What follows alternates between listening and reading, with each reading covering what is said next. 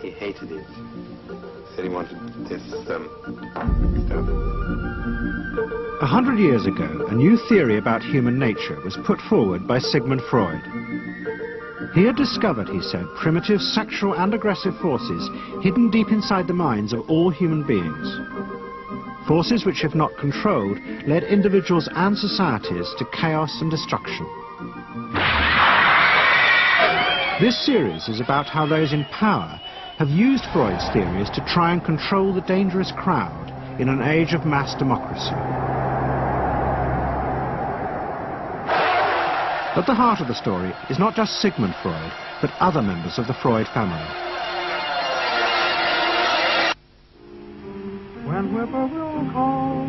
This episode is about Freud's American nephew, Edward Bernays. Bernays is almost completely unknown today, but his influence on the 20th century was nearly as great as his uncle's.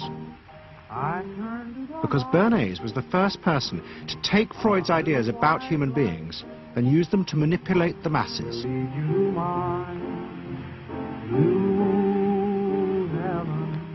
He showed American corporations for the first time how they could make people want things they didn't need by linking mass-produced goods to their unconscious desires. Out of this would come a new political idea of how to control the masses. By satisfying people's inner selfish desires, one made them happy and thus docile. It was the start of the all-consuming self, which has come to dominate our world today.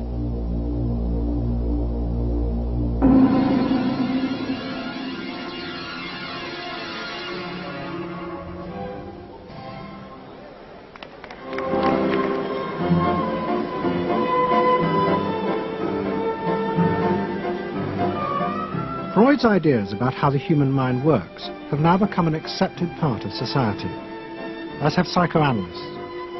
Every year, the psychotherapist's ball is held in a grand palace in Vienna. This is the psychotherapy ball.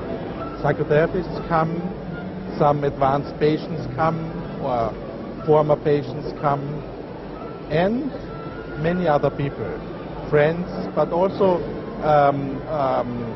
people from the Viennese society who like to go to a nice, elegant, comfortable ball. But it was not always so. 100 years ago, Freud's ideas were hated by Viennese society. At that time, Vienna was the center of a vast empire ruling Central Europe. And to the powerful nobility of the Habsburg court, Freud's ideas were not only embarrassing, but the very idea of examining and analyzing one's inner feelings was a threat to their absolute control. You see, at that time, these people had the power. And of course, you just were not allowed to show your bloody feelings. I mean, you just couldn't. You know, I mean, you couldn't, if you were unhappy. Can you imagine, for instance, you sit somewhere in the country in a castle, you are deeply unhappy, you are a woman. You couldn't go to your maid and cry on her shoulders, or you couldn't go into the village and complain, you know, about your feelings. I mean, you couldn't, it was like selling yourself to somebody. You just couldn't, you know, because they had to respect you.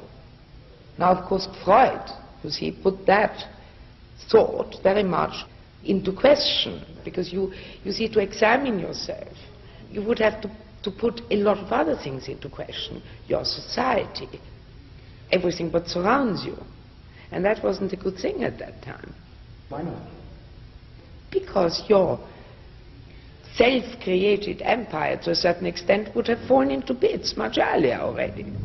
But what frightened the rulers of the empire even more was Freud's idea that hidden inside all human beings were dangerous instinctual drives.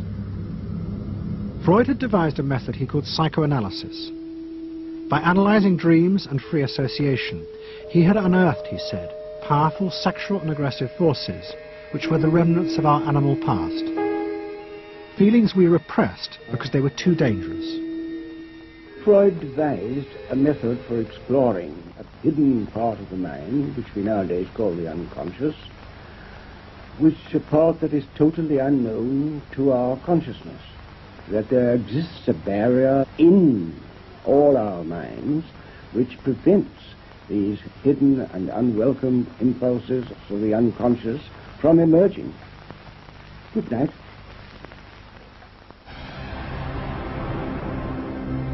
In 1914, the Austro-Hungarian Empire led Europe into war. As the horror mounted, Freud saw it as terrible evidence of the truth of his findings. The saddest thing, he wrote, is that this is exactly the way we should have expected people to behave, from our knowledge of psychoanalysis. Governments had unleashed the primitive forces in human beings, and no one seemed to know how to stop them.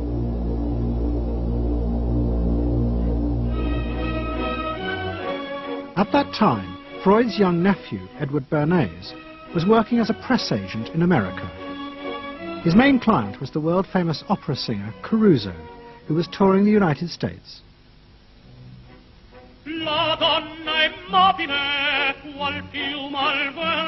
Bernays' parents had emigrated to America 20 years before, but he kept in touch with his uncle and joined him for holidays in the Alps. But Bernays was now about to return to Europe for a very different reason. On the night that Caruso opened in Toledo, Ohio, America announced it was entering the war against Germany and Austria. As a part of the war effort, the US government set up a Committee on Public Information, and Bernays was employed to promote America's war aims in the press. The President, Woodrow Wilson, had announced that the United States would fight not to restore the old empires, but to bring democracy to all of Europe. And Bernays proved extremely skillful in promoting this idea, both at home and abroad. And at the end of the war, he was asked to accompany the President to the Paris Peace Conference. Then, to my surprise, they asked me to go over with Woodrow Wilson to the peace conference. And at the age of 26, I was in Paris for the entire time of the peace conference that was held in the suburb of Paris, and we worked to make the world safe for democracy. That was a big slogan. Wilson's reception in Paris astounded Bernays and the other American propagandists. Their propaganda had portrayed Wilson as a liberator of the people, a man who would create a new world in which the individual would be free. They had made him a hero of the masses. And as he watched the crowd surge around Wilson, Bernays began to wonder whether it would be possible to do the same type of mass persuasion, but in peacetime. When I came back to the United States, I decided that if you could use propaganda for war, you could certainly use it for peace. And propaganda got to be a bad word because of the Germans using it. So what I did was to try to find some other words. So we found the word Council on Public Relations. Bernays returned to New York and set up as a public relations counsel in a small office off Broadway. It was the first time the term had ever been used. Since the end of the 19th century, America had become a mass industrial society, with millions clustered together in the cities. Bernays was determined to find a way to manage and alter the way these new crowds thought and felt. To do this, he turned to the writings of his uncle Sigmund. While in Paris, Bernays had sent his uncle a gift of some Havana cigars. In return, Freud had sent him a copy of his general introduction to psychoanalysis. Bernays read it, and the picture of hidden irrational forces inside human beings fascinated him. He wondered whether he might make money by manipulating the unconscious. What Eddie got from Freud was indeed this idea that there is a lot more going on in human decision-making, not only among individuals, but even more importantly among groups, than this idea that information drives behavior. And so Eddie began to formulate this idea that you had to look at things that would play to people's irrational emotions And you see, that moved Eddie immediately into a different category from other people in his field and most government officials and managers of the day who thought if you just hit people with all this factual information, they would look at that and say, oh, of course. And Eddie knew that was not the way the world worked. Bernays set out to experiment with the minds of the popular classes. His most dramatic experiment was to persuade women to smoke. At that time, there was a taboo against women smoking, and one of his early clients, George Hill, the president of the American Tobacco Corporation, asked Bernays to find a way of breaking it. He said, we're losing half of our market because men have invoked a taboo against women smoking in public. Can you do anything about that? I said, let me think about it. And then I said, have I your permission to see a psychoanalyst to find out what cigarettes mean to women? He said, what'll it cost? So I called up Dr. Brill, A.A. Brill, who was a leading psychoanalyst in New York at that time. How come you didn't call your uncle? Why didn't you call your uncle? Because he was in Vienna. A.A. Brill was one of the first psychoanalysts in America. And for a large fee, he told Bernays that cigarettes were a symbol of the penis and of male sexual power. He told Bernays that if he could find a way to connect cigarettes with the idea of challenging male power, then women would smoke, because then they would have their own penises. Every year, New York held an Easter Day parade to which thousands came, and Bernays decided to stage an event there. He persuaded a group of rich debutantes to hide cigarettes under their clothes. Then they should join the parade, and at a given signal from him, they were to light up the cigarettes dramatically.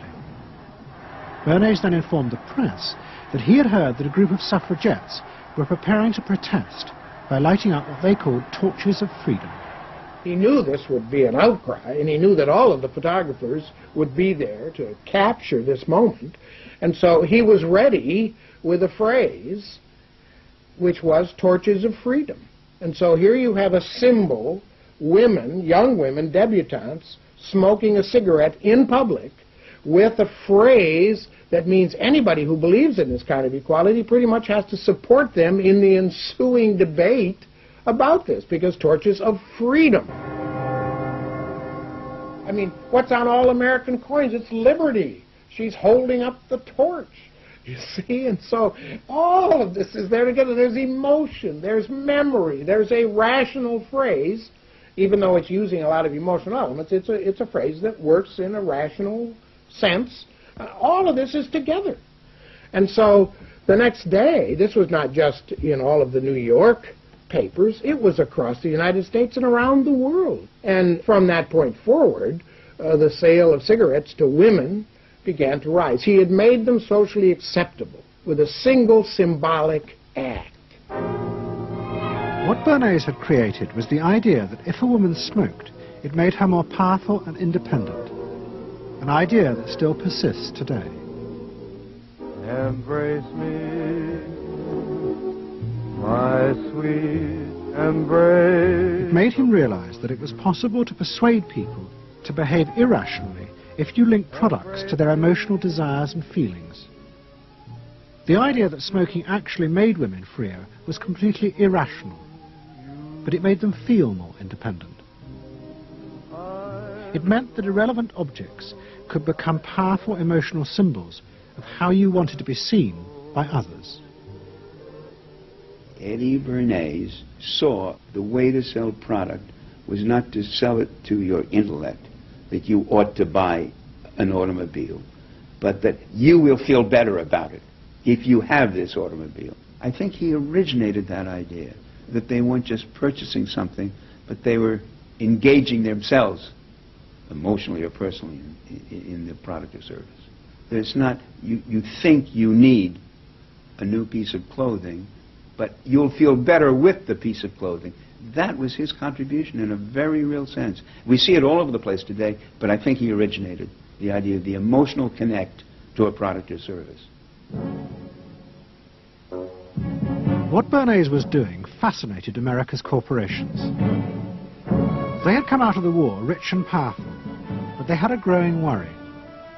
The system of mass production had flourished during the war, and now millions of goods were pouring off production lines. What they were frightened of was the danger of overproduction, that there would come a point when people had enough goods and would simply stop buying. Up until that point, the majority of products were still sold to the masses on the basis of need. While the rich had long been used to luxury goods, for the millions of working-class Americans, most products were still advertised as necessities. Goods like shoes, stockings, even cars were promoted in functional terms for their durability. The aim of the advertisements was simply to show people the product's practical virtues, nothing more.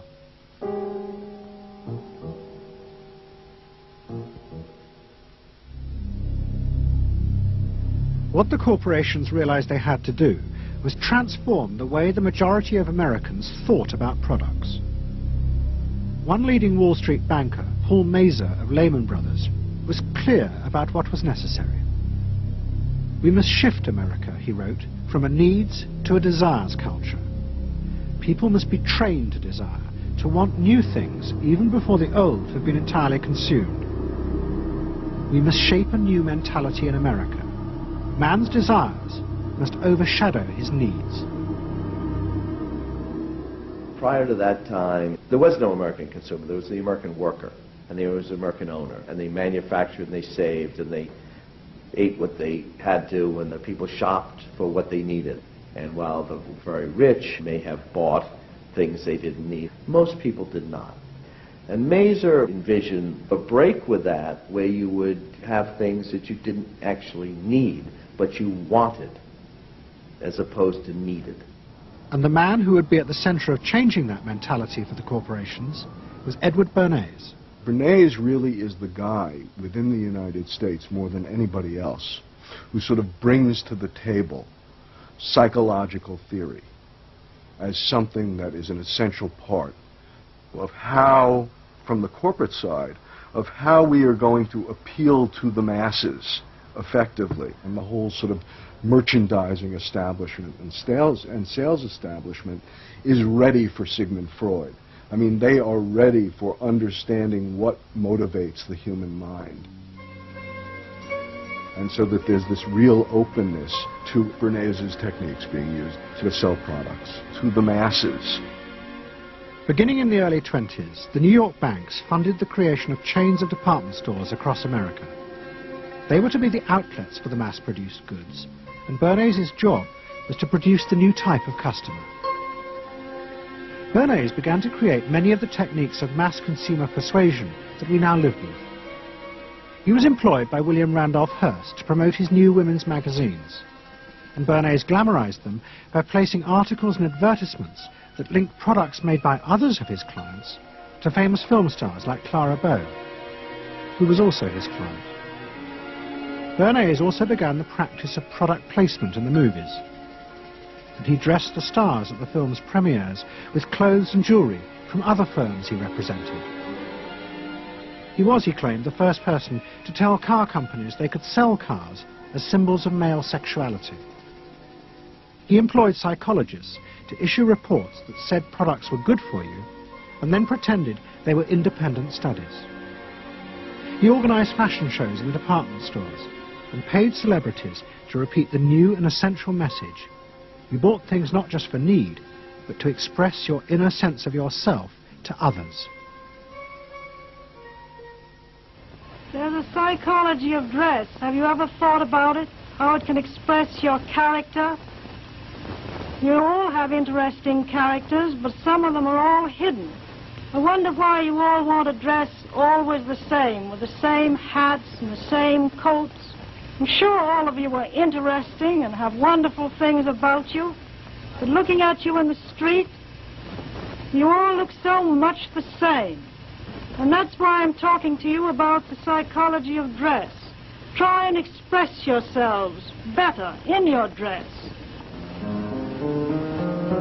Bring out certain things that you think are hidden. I wonder if you've thought of this angle of your personality. I'd like to ask you some questions. Why do you like short skirts? Oh, because there's more to see. More to see, eh? What good does that do you? Excellent answer. It makes you more attractive. It does? In 1927, an American journalist wrote, "A change has come over our democracy. It is called consumptionism. The American citizen's first importance to his country is now no longer that of citizen, but that of consumer." The growing wave of consumerism helped in turn to create a stock market boom. And yet again, Edward Bernays became involved, promoting the novel idea that ordinary people should buy shares, borrowing money from banks he also represented. And yet again, millions followed his advice. He was uniquely knowledgeable about how people in large numbers are going to react to products and ideas and so on. But in political terms, if he were to go out, so I can't imagine that he could get 3 people to stand and listen. Wasn't particularly articulate, was a kind of funny looking, and didn't have any sense of reaching out for people one-on-one. None at all. He didn't think about people in groups of one, thought about people in groups of thousands. So I would have nothing to do with it. Hello? Bernays soon became famous as the man who understood the mind of the crowd. And in 1924, the president contacted him. President Coolidge was a quiet, taciturn man and had become a national joke. The press portrayed him as a dull, humorless figure. Bernays' solution was to do exactly the same as he had done with products. He persuaded 34 famous film stars to visit the White House. And for the first time, politics became involved with public relations. And I lined up these 34 people, and I'd say, "What's your name?" He'd say, "Al Jolson." I'd say, "Mr. President, Al Jolson." Next day, every newspaper in the United States had a front page story. President Coolidge entertains actors at White House. And the Times had a headline which said, "President nearly laughed." And everybody was happy.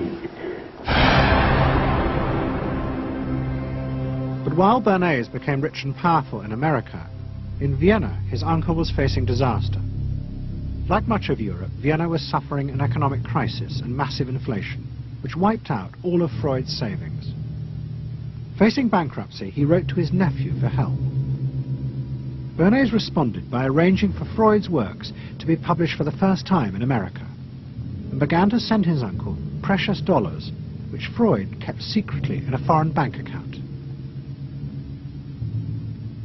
He was Freud's agent, if you will, to get his books published. Well, of course, once the books were being published, Eddie couldn't help himself but promote these books, see that everybody read them, make them controversial, emphasize the fact that, do you know what Freud says about sex and what he says cigarettes are a symbol of, and so on and so forth? How do you suppose all those stories got out? Certainly the academics weren't spreading these around the country. Eddie Bernays was. Then, when Freud became accepted, well then, of course, to go to a client and say, "Well, Uncle Siggy," see, then that had some cachet. But notice there, first Eddie created Uncle Siggy in the U.S., made him acceptable, secondly, and thirdly, then capitalized on Uncle Siggy. Typical Bernays performance. Bernays also suggested that Freud promote himself in the United States. He proposed his uncle write an article for Cosmopolitan, a magazine that Bernays represented, entitled "A Woman's Mental Place in the Home." Freud was furious. Such an idea, he said, was unthinkable. It was vulgar, and anyway, he hated America. Freud was now becoming increasingly pessimistic about human beings. In the mid-20s, he retreated in the summers to the Alps, sometimes staying in an old hotel, the Pension Moritz in Berchtesgaden. It is now a ruin. Freud began to write about group behavior, about how easily the unconscious aggressive forces in human beings could be triggered when they were in crowds. Freud believed he had underestimated the aggressive instincts in human beings. They were far more dangerous than he had originally thought. After World War I, Freud was basically a pessimist. He felt that man is an impossible creature, a very, very sadistic and bad species, and did not believe that man can be improved. Man is a ferocious animal, the most ferocious animal that exists. They enjoy torturing and killing, and he didn't like man. The publication of Freud's works in America had an extraordinary effect on journalists and intellectuals in the 1920s. What fascinated and frightened them was the picture Freud painted of submerged, dangerous forces lurking just under the surface of modern society.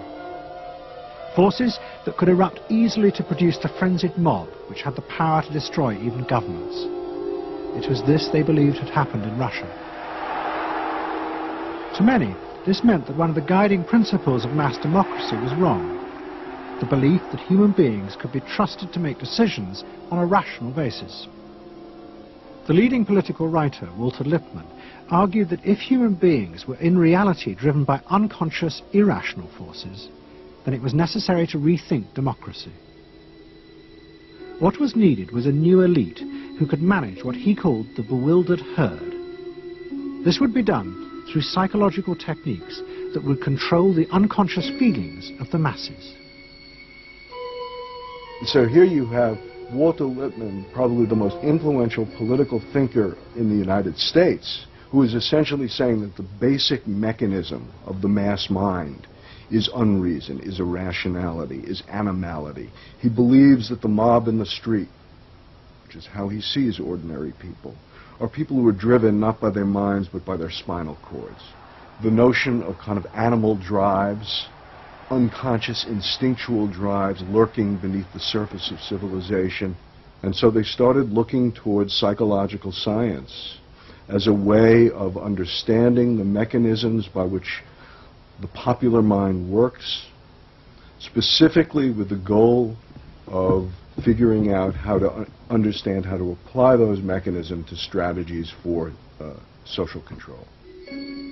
Edward Bernays was fascinated by Lippmann's arguments and also saw a way to promote himself by using them. In the 1920s, he began to write a series of books which argued that he had developed the very techniques Lippmann was calling for.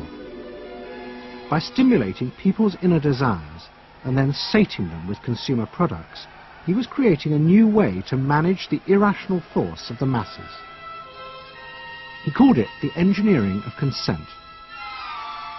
Democracy, to my father, was a wonderful concept, but I don't think he felt that all those publics out there had reliable judgment, and that they very easily might vote for the wrong man or want the wrong thing, so that they had to be guided from above. It's enlightened despotism in a sense. You appeal to their desires and their unrecognized longings, that sort of thing. That you can tap into their deepest desires or their deepest fears and use that to your own purposes. And then, in 1928, a president came to power who agreed with Bernays. President Hoover was the first politician to articulate the idea that consumerism had become the central motor of American life. After his election, he told a group of advertisers and public relations men, "You have taken over the job of creating desire and have transformed people into constantly moving happiness machines. Machines which have become the key to economic progress." What was beginning to emerge in the 1920s was a new idea of how to run mass democracy. At its heart was the consuming self, which not only made the economy work, but was happy and docile, and so created a stable society. Both Bernays and Littman's concept of managing the masses takes the idea of democracy and it turns it into a palliative. It turns it into giving people some kind of feel-good medication that will respond to an immediate pain or an immediate yearning, but will not alter the objective circumstances one iota. I mean, democracy really, the idea of democracy at its heart was about changing the relations of power that had governed the world for so long. And Bernays' concept of democracy was one of maintaining the relations of power, even if it meant that one needed to sort of stimulate the psychological lives of the public. And in fact, in his mind, that was what was necessary. That if you can keep stimulating the irrational self, then leadership can basically go on doing what it wants to do. Bernays now became one of the central figures in a business elite that dominated American society and politics in the 1920s. He also became extremely rich and lived in a suite of rooms in one of New York's most expensive hotels, where he gave frequent parties. Oh my goodness, he had a home in the corner suite of the Sherry Netherland Hotel. And here's this wonderful suite with all these windows looking out on Central Park and across at the plaza and on the square. And he would use this place to hold a soiree. The mayor would come, all the media leaders would come, the political leaders, the business leaders, the people in the arts. I mean, it was a who's who. People wanted to know Eddie Bernays because, you know, he himself became a sort of a famous man, a sort of a magician who could make these things happen. He knows everybody. He knows the mayor and he knows the senator, and he calls politicians on the telephone, as if he did get literally a high or a bang out of doing what he did. And that's fine, but it can be a little hard on the people around you, especially when you make other people feel stupid. People who worked for him were stupid, and children were stupid, and if people did things in a way that he wouldn't have done them, they were stupid. It was a word that he used over and over and over, dope and stupid. And the masses?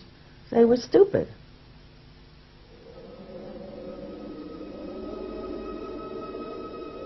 But Bernays' power was about to be destroyed dramatically, and by a type of human irrationality he could do nothing to control.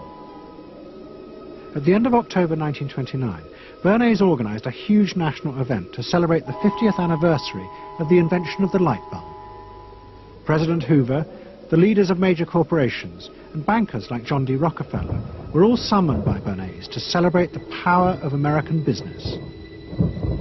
But even as they gathered, news came through that shares on the New York Stock Exchange were beginning to fall catastrophically.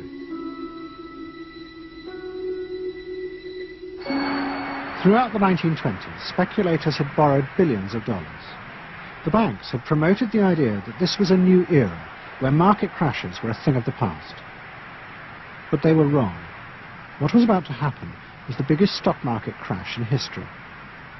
Investors had panicked and begun to sell in a blind, relentless fury that no reassurance by bankers or politicians could halt. And on the 29th of October 1929, the market collapsed.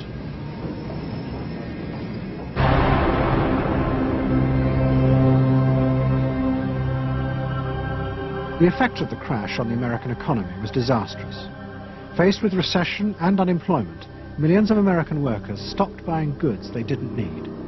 The consumer boom that Bernays had done so much to engineer disappeared, and he and the profession of public relations fell from favor.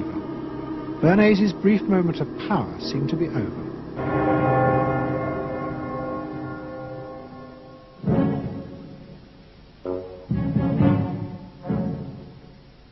The effect of the Wall Street crash on Europe was also catastrophic. It intensified the growing economic and political crisis in the new democracies. In both Germany and Austria, there were violent street battles between the armed wings of different political parties. Against this backdrop, Freud, who was suffering from cancer of the jaw, retreated yet again to the Alps. He wrote a book called Civilization and Its Discontents. It was a powerful attack on the idea that civilization was an expression of human progress. Instead, Freud argued, civilization had actually been constructed to control the dangerous animal forces inside human beings. What was implicit in Freud's argument was that the ideal of individual freedom, which was at the heart of democracy, was impossible. Human beings could never be allowed to truly express themselves because it was too dangerous. They must always be controlled and would thus always be discontent.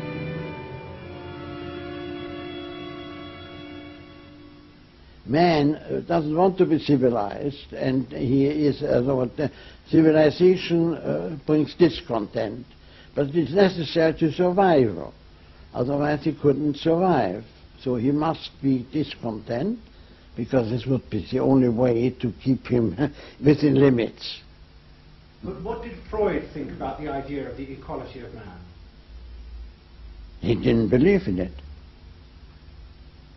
We had 32 parties, and Hitler said, before those parties don't vanish, there is no Germany. That's true. You can't have 32 parties. And so they felt, this one person will put an end to this comedy. Freud was not alone in his pessimism. Politicians like Adolf Hitler emerged from a growing despair in the 1920s about democracy. The Nazis were convinced that democracy was dangerous because it unleashed a selfish individualism, but didn't have the means to control it. Hitler's party, the National Socialists, stood in elections, promising in their propaganda that they would abandon democracy because of the chaos and unemployment it led to. Die Parteien versprachen den Himmel auf Erden.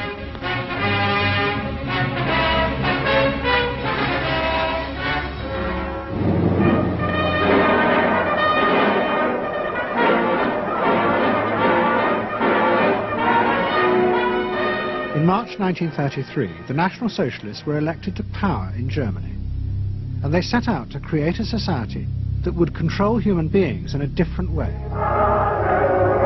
One of their first acts was to take control of business. The planning of production would in future be done by the state. The free market was too unstable, as the crash in America had proved.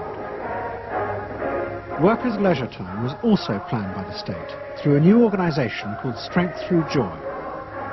One of its mottos was service, not self.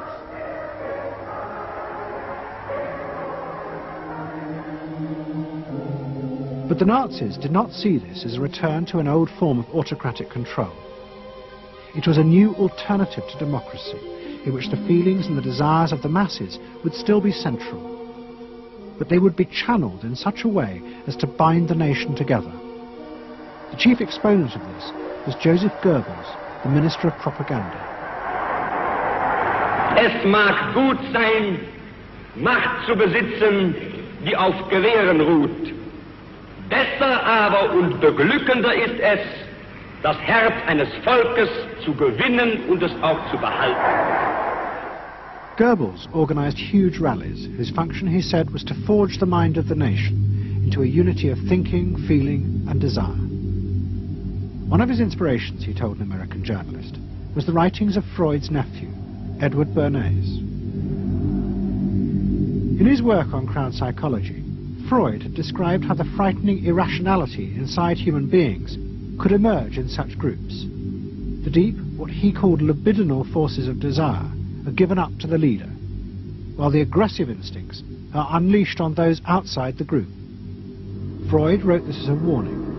But the Nazis were deliberately encouraging these forces because they believed they could master and control them.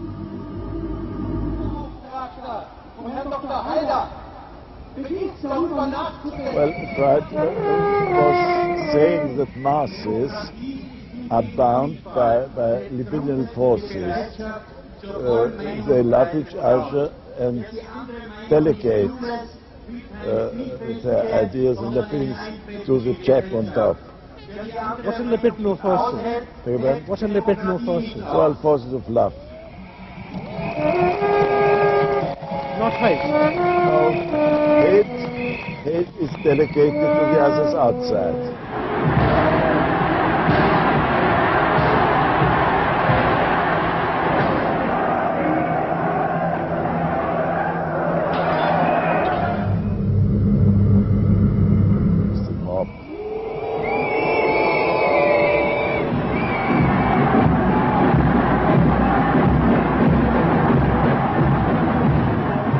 I could see from afar, looking up Wilhelmstraße towards Unter den Linden, how those 100,000 of people, when they passed Hitler, they just became completely delirious. They began to shout these cries I will never get out of my ears. Heil, Sieg, Heil. They demented. And here I got confirmation how those irrational forces, uncontrollable forces in Germany, in the Germans, had erupted, had broken out, were running riot, were departing, marching on.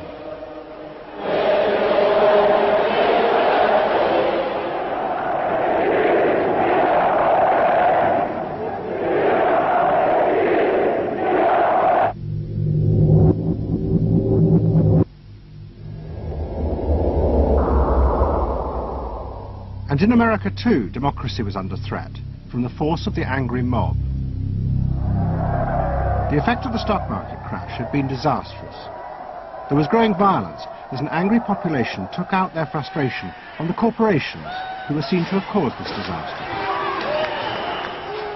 Then, in 1932, a new president was elected who was also going to use the power of the state to control the free market. But his aim was not to destroy democracy, but to strengthen it. And to do this, he was going to develop a new way of dealing with the masses. I am prepared, under my constitutional duty, to recommend the measures that a stricken nation in the midst of a stricken world may require. But in the event that the national emergency is still critical, I shall not evade the clear course of duty that will then confront me. I shall ask the Congress for the one remaining instrument to meet the crisis: broad executive power.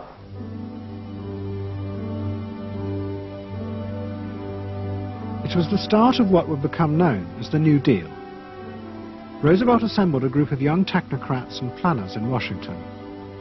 He told them that their job was to plan and run giant new industrial projects for the good of the nation. Roosevelt was convinced that the stock market crash had shown that laissez-faire capitalism could no longer run modern industrial economies. It had become the job of government. Big business was horrified, but the New Deal attracted the admiration of the Nazis, especially Joseph Goebbels. Wir betrachten die wirtschaftliche Entwicklung in Amerika mit dem allergrößten positiven Interesse. Und wir sind dort der festen Überzeugung, dass Präsident Roosevelt und seine Berater auf dem richtigen Wege sind. Es handelt sich in der Tat um das größte wirtschaftliche und soziale Problem aller Zeiten. Die vielen Millionen Arbeitslosen, die ihre Plätze an den Maschinen und in den Kontoren verloren haben, wieder an ihre alten Arbeitsstellen zurückzuführen. Das kann nicht allein der privaten Initiative überlassen werden. Ausschlaggebend ist, dass die öffentliche Hand mit positiven Maßnahmen eingreift. But although Roosevelt, like the Nazis, was trying to organize society in a different way, unlike the Nazis, he believed that human beings were rational and could be trusted to take an active part in government. Roosevelt believed it was possible to explain his policies to ordinary Americans and take into account their opinions. To do this, he was helped by the new ideas of an American social scientist called George Gallup. Favorite reading of New Deal Washington, the survey of U.S. public opinion. From offices at Princeton, New Jersey, a famed statistician, Dr. George Gallup, tells Washington from week to week what the nation is thinking. And in New York, Fortune magazine's analyst, Elmo Roper, compiles for publication a continuous record of the nation's approval or disapproval of how the country is being run. Gallup and Roper rejected Bernays' view that human beings were at the mercy of unconscious forces and so needed to be controlled. Their system of opinion polling was based on the idea that people could be trusted to know what they wanted. They argued that one could measure and predict the opinions and behavior of the public if one asked strictly factual questions and avoided manipulating their emotions. Well, how about this one? Do you think Franklin D. Roosevelt's New Deal has been bad for the nation in general? No, that question's loaded. It automatically suggests an answer. Well, how about this? Is your present feeling toward President Roosevelt one of general approval or general disapproval? That's better. Prior to scientific polling, the view of many people was that you couldn't trust public opinion. It was irrational, that it was ill-informed, it was chaotic, unruly, and so forth. And so that opinion should be dismissed. But with scientific polling, I think it established very clearly that people are rational, that they do make good decisions, and this offers democracy a chance to be truly informed by the public, giving everybody a voice in the way the country is run. I know my father wouldn't necessarily say the voice of the public is the voice of God, but he did feel very much that the voice of the people is a rational voice and should be heard. What Roosevelt was doing was forging a new connection between the masses and politicians. No longer were they irrational consumers who were managed by sating their desires. Instead, they were sensible citizens who could take part in the governing of the country. In 1936, Roosevelt stood for re-election. He promised further control over big business. To the corporations, it was the beginning of a dictatorship.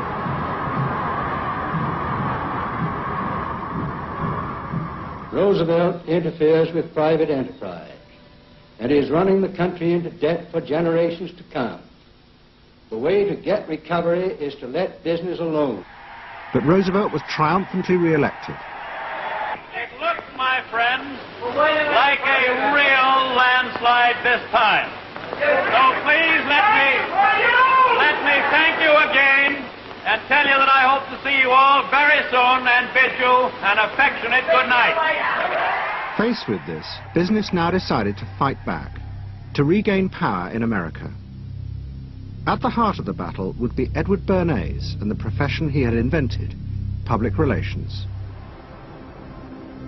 Following that election, business people start to get together and start to carry on discussions, primarily in private, and they start talking to each other about the need to sort of carry on ideological warfare against the New Deal and to sort of reassert the sort of connectedness between the idea of democracy on the one hand and the idea of privately owned business on the other. And so, under the umbrella of an organization which still exists, which is called the National Association of Manufacturers, and whose membership included all of the major corporations of the United States, a campaign is launched explicitly designed to create emotional attachments between the public and big business. It's Bernays' techniques being used on a grand scale. I mean, totally.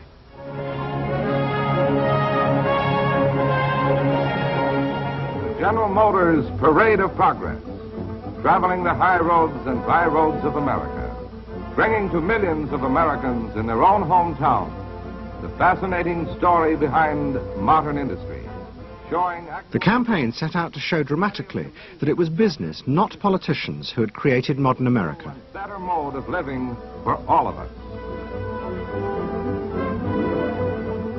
Bernays was an advisor to General Motors, but he was no longer alone. The industry he had founded now flourished as hundreds of public relations advisors organized a vast campaign.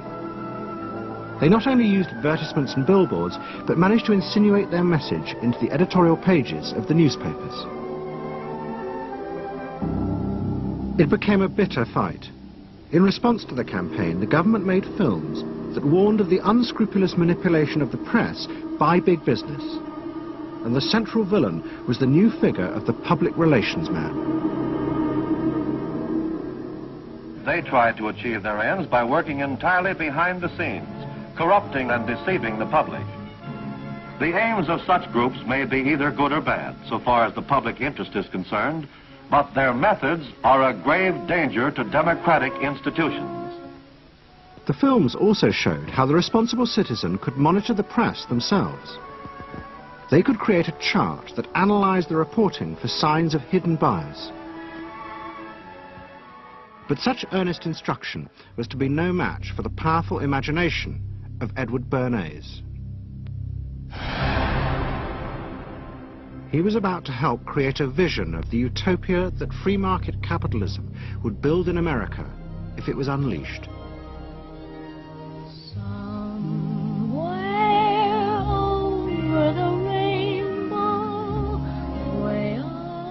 In 1939, New York hosted the World's Fair. Edward Bernays was a central advisor. He insisted that the theme be the link between democracy and American business.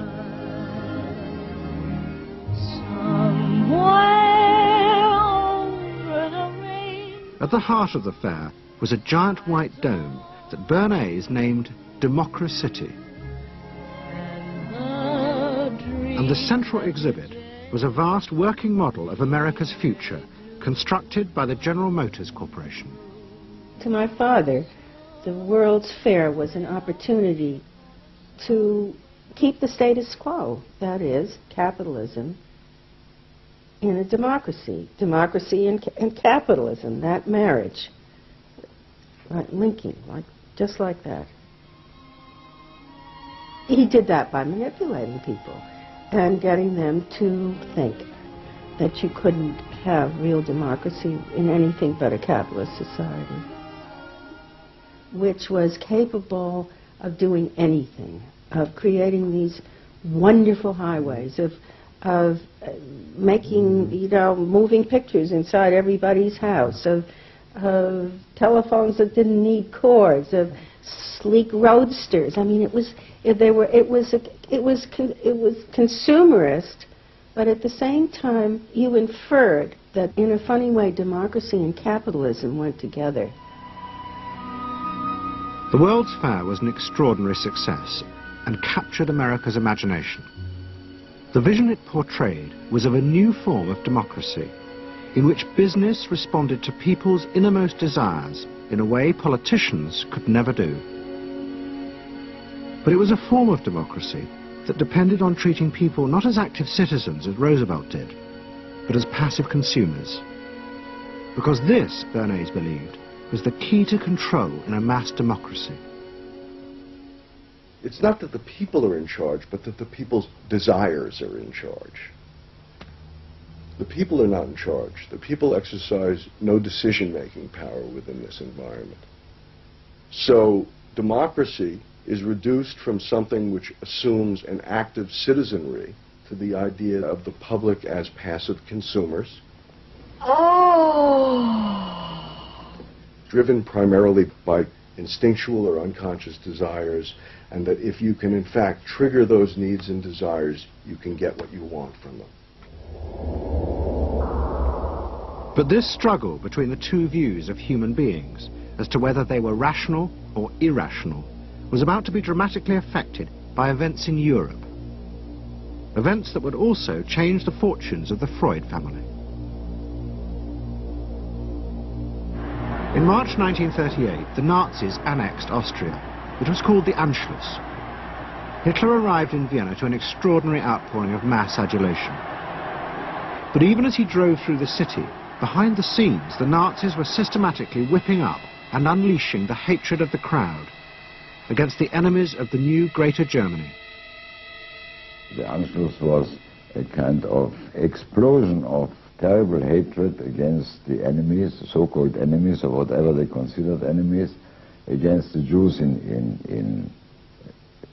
totally, and also against a lot of very decent Austrians who had opposed the Nazis in Austria. They said it's legitimate, now you can do what you want, so they did it. Stealing, robbing and killing, I can't say it otherwise. And human depravity, of course, is always very near to normal behavior. It can change very quickly.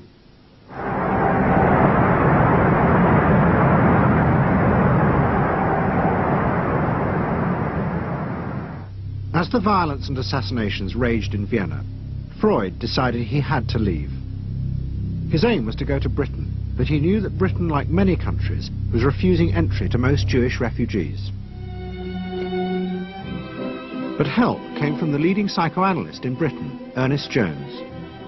He was in the same ice skating club as the Home Secretary, Sir Samuel Hoare, and Jones persuaded Hoare to issue Freud a British work permit. And in May 1938, Freud, his daughter Anna, and other members of his family set off for London.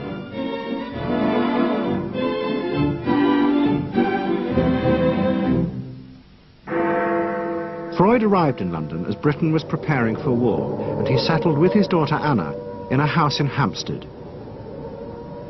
But Freud's cancer was now far advanced, and in September 1939, just 3 weeks after the outbreak of war, he died.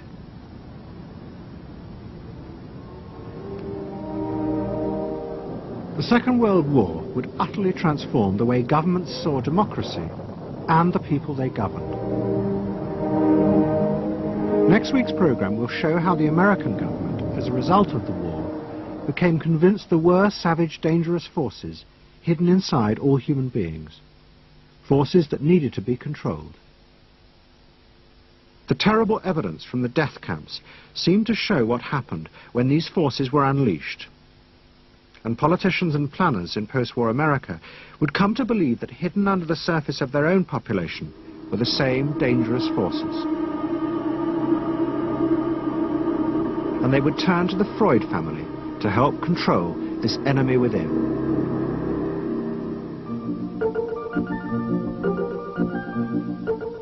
And ever adaptable, Edward Bernays would work not just for the American government, but the CIA.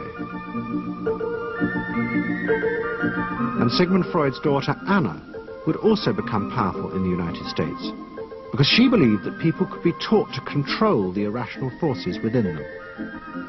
Out of this would come vast government programs to manage the inner psychological life of the masses.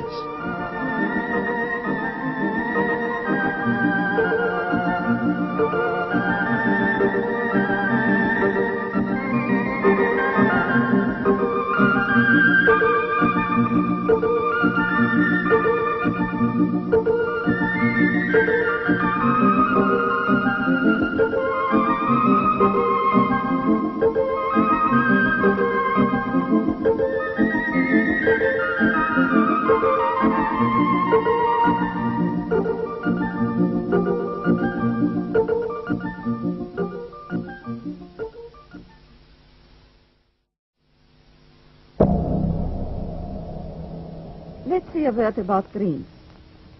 We all have thoughts which we never knew we had. They are too uncomfortable, too incompatible with our adult self to be remembered.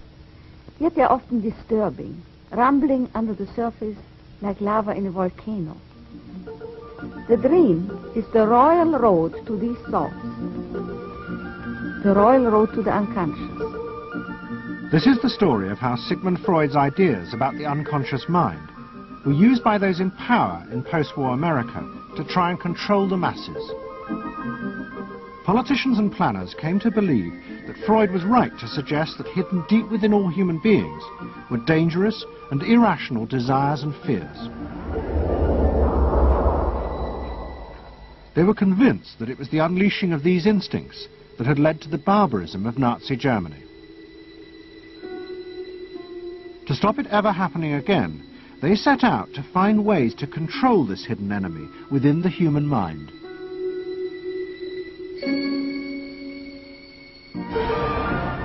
At the heart of the story are Sigmund Freud's daughter Anna and his nephew Edward Bernays, who had invented the profession of public relations. Their ideas were used by the US government, big business and the CIA to develop techniques to manage and control the minds of the American people. Those in power believed that the only way to make democracy work and create a stable society was to repress the savage barbarism that lurked just under the surface of normal American life.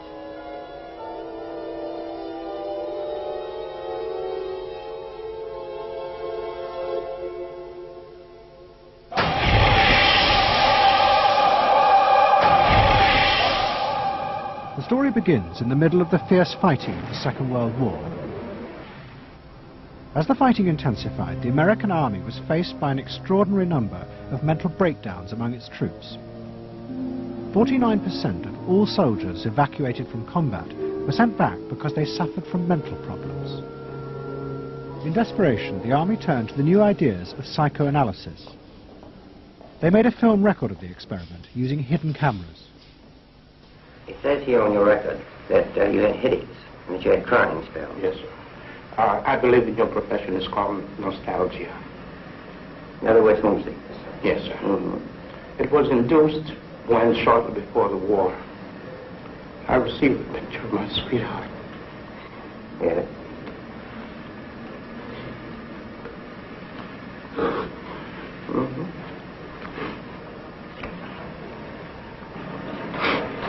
I'm sorry, I can't continue. That's all right. It was the first time that anyone had paid such attention to the feelings and anxieties of ordinary people. At the heart of the experiment were a number of refugee psychoanalysts from Central Europe. They worked with American psychiatrists to guide and shape the project. When I first came to America, I worked in the psychiatric service with soldiers trying to rehabilitate them. And I traveled in the train from the East Coast to the West Coast. I was enormously curious what goes on in all of those little towns that the train is passing. After my years in the army, I knew exactly what everybody was doing in the little towns. Because I saw so many people who came from there. And I understood their aspirations, their disappointments, and so forth. So it was as if somebody invited me to a privileged tour into the inner soul of America. I'm not doing this deliberately, so Of course please you're believe not. me. I do believe you. A display of emotion is sometimes very helpful. I hope so, sir. Sure, it gets it off the chest. Well, sir, to be perfectly honest with you, I'm very much in love with my sweetheart. She has been the one person that gave me a sense of importance, and that through her cooperation with me, we were able to surmount so many obstacles. Take it easy now, just talk to... The psychoanalysts used techniques developed by Freud to take the men back into their past. They became convinced that the breakdowns were not the direct result of fighting. The stress of combat had merely triggered old childhood memories. These were memories of the men's own violent feelings and desires, which they had repressed because they were too frightening. Think deeply. Let's go back. When was it To the psychoanalysts, it was overwhelming proof of Freud's theory that underneath human beings were driven by primitive, irrational forces. You want that?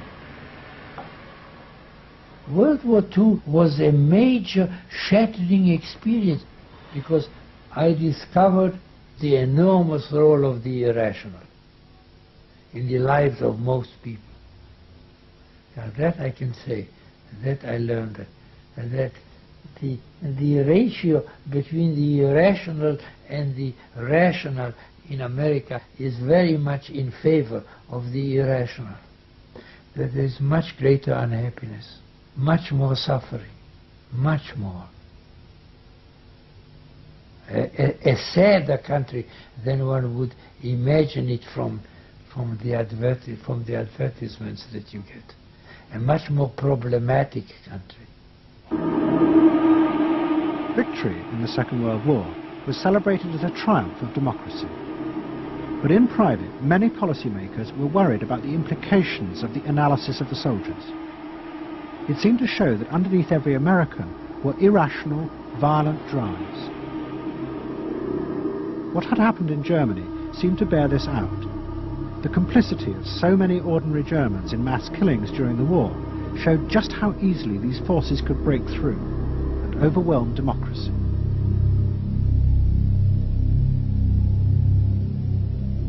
Planners and policymakers had been convinced by their experiences during World War II that human beings could act very irrationally because of this sort of teeming and raw and unpredictable emotionality, the kind of chaos that lived at the base of human personality could, in fact, infect the society, social institutions, to such a point that the society itself would become sick. That's what they believe happened in Germany, in which the irrational, the anti-democratic went wild. Well, it was a vision of human nature as incredibly destructive, and they were terrified that Americans would in fact behave that way, or were capable of behaving that way, and they wanted to avoid a rerun of that. So what is needed is a human being that can internalize democratic values so that they are not shaken with the storm. And psychoanalysis carried in it the promise that it can be done. It opened up new vistas as to how the inner structure of the human being can be changed so that he becomes a more vital, free supporter and maintainer of democracy. Psychoanalysts were convinced they not only understood these dangerous forces, but they knew how to control them too. They would use their techniques to create democratic individuals, because democracy left to itself failed to do this.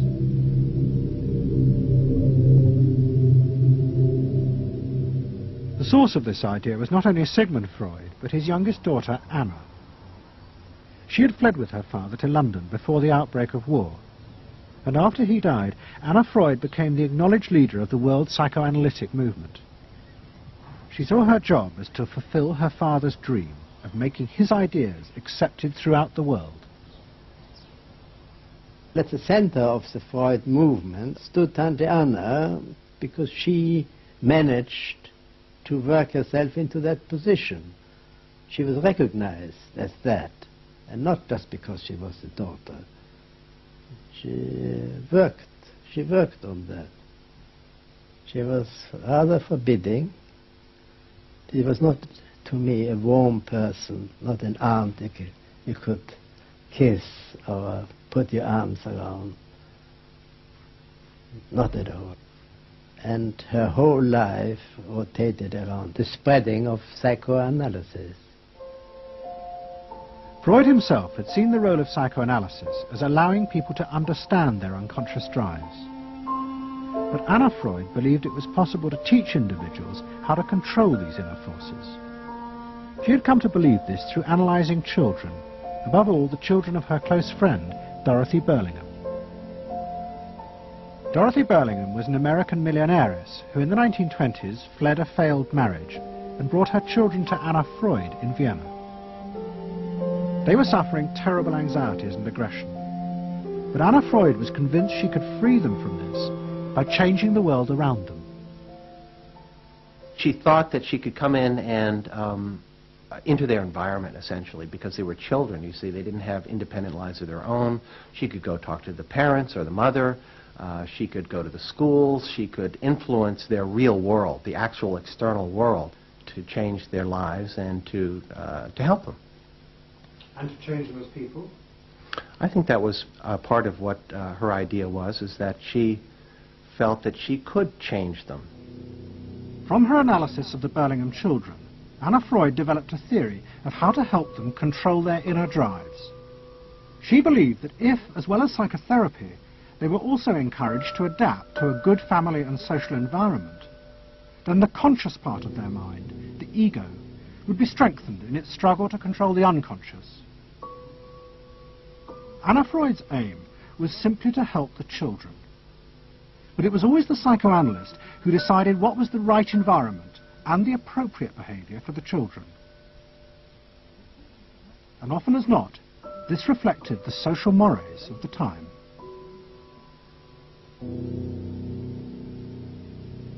In my father's case, they were concerned that he would be a homosexual. And so a lot of their efforts went into preventing or trying to stop my father from becoming a homosexual. Whether or not he would have or did, or, it's unknown to me. Why did they want to stop him? Because they felt it was abnormal. It wasn't a normal way to develop. They wanted to have him develop along lines that society recognized to be normal, because if they didn't, then you're going to be under the control of forces that you don't understand, that you're not even aware of. The analysis seemed to be a great success, and in the 30s the Burlingham children had returned to America. They settled down to happy married lives in the suburbs. What they didn't realize was that their experience was about to become a template for a giant social experiment to control the inner mental life of the American population. In 1946, President Truman signed the National Mental Health Act. It had been born directly out of the wartime discoveries by psychoanalysts that millions of Americans who had been drafted suffered hidden anxieties and fears. The aim of the act was to deal with this invisible threat to society. Shocked by the appalling percentage of the emotionally unstable revealed by the World War II draft figures, Congress in 1946 passed the National Mental Health Act, which recognized for the first time that mental illness was a national problem. Keenly aware of the tremendous problems ahead is Dr. Robert H. Felix, director of the vast new project. A primary objective of the National Mental Health Program is to increase our fund of scientific knowledge about mental health and about mental illness. We're not doing this. Why? Because there are all too few skilled mental health workers. Two of the principal architects of the Act were the Menninger brothers, Carl and Will. Will had run the wartime psychotherapy experiments, and now he and his brother began to train hundreds of new psychiatrists. The Menningers were convinced that it would be possible to apply Anna Freud's ideas on a wide scale, and to adults as well as children. The psychiatrist's job would be to teach ordinary Americans how to control their unconscious drives. Psychoanalysis could be used to make a better society. They said psychoanalytic thinking could make for the betterment of society, because you could change the way the mind functioned, and you could take the ways in which people did hurtful things to themselves and others and alter them by enlarging their understanding. And this was the vision psychoanalysis brought. That you could really change people. That you could really change people. And you could change them almost in limitless ways. In the late 40s, a vast project began in America to apply the ideas of psychoanalysis to the masses. Psychological guidance centers were set up in hundreds of towns. They were staffed by psychiatrists who believed it was their job to control the hidden forces inside the minds of millions of ordinary Americans. Yes, I need something done. I need some help. Did you have any particular teachers that you liked? Sort? I liked all my teachers except one, I remember. What was the trouble with this one? I don't know, she just scared me most of the time. And holler at me and I'd run outside and vomit. I hate my brother. Loathe him. Despise him. At the same time, thousands of counselors were trained to apply psychoanalysis to marriage guidance. And social workers were sent out to visit people's homes and advise on the psychological structure of family life. Behind all this was the fundamental idea of Anna Freud's, that if people were encouraged to conform to the accepted patterns of family and social life, then their ego would be strengthened. They would be able to control the dangerous forces within them. When your emotions control your actions, it affects not only yourself, but the people around you. And if this sort of flare-up is repeated often, it might lead to a permanently warped personality. You can control the fire of your emotions so that your personality becomes more pleasant. So we expect that someone who's been through that experience to be much more insightful, much more understanding, and a much better regulated person. And what happens to the dog? And regulation includes being able to let go, as it were, to enjoy a football game or a soccer game.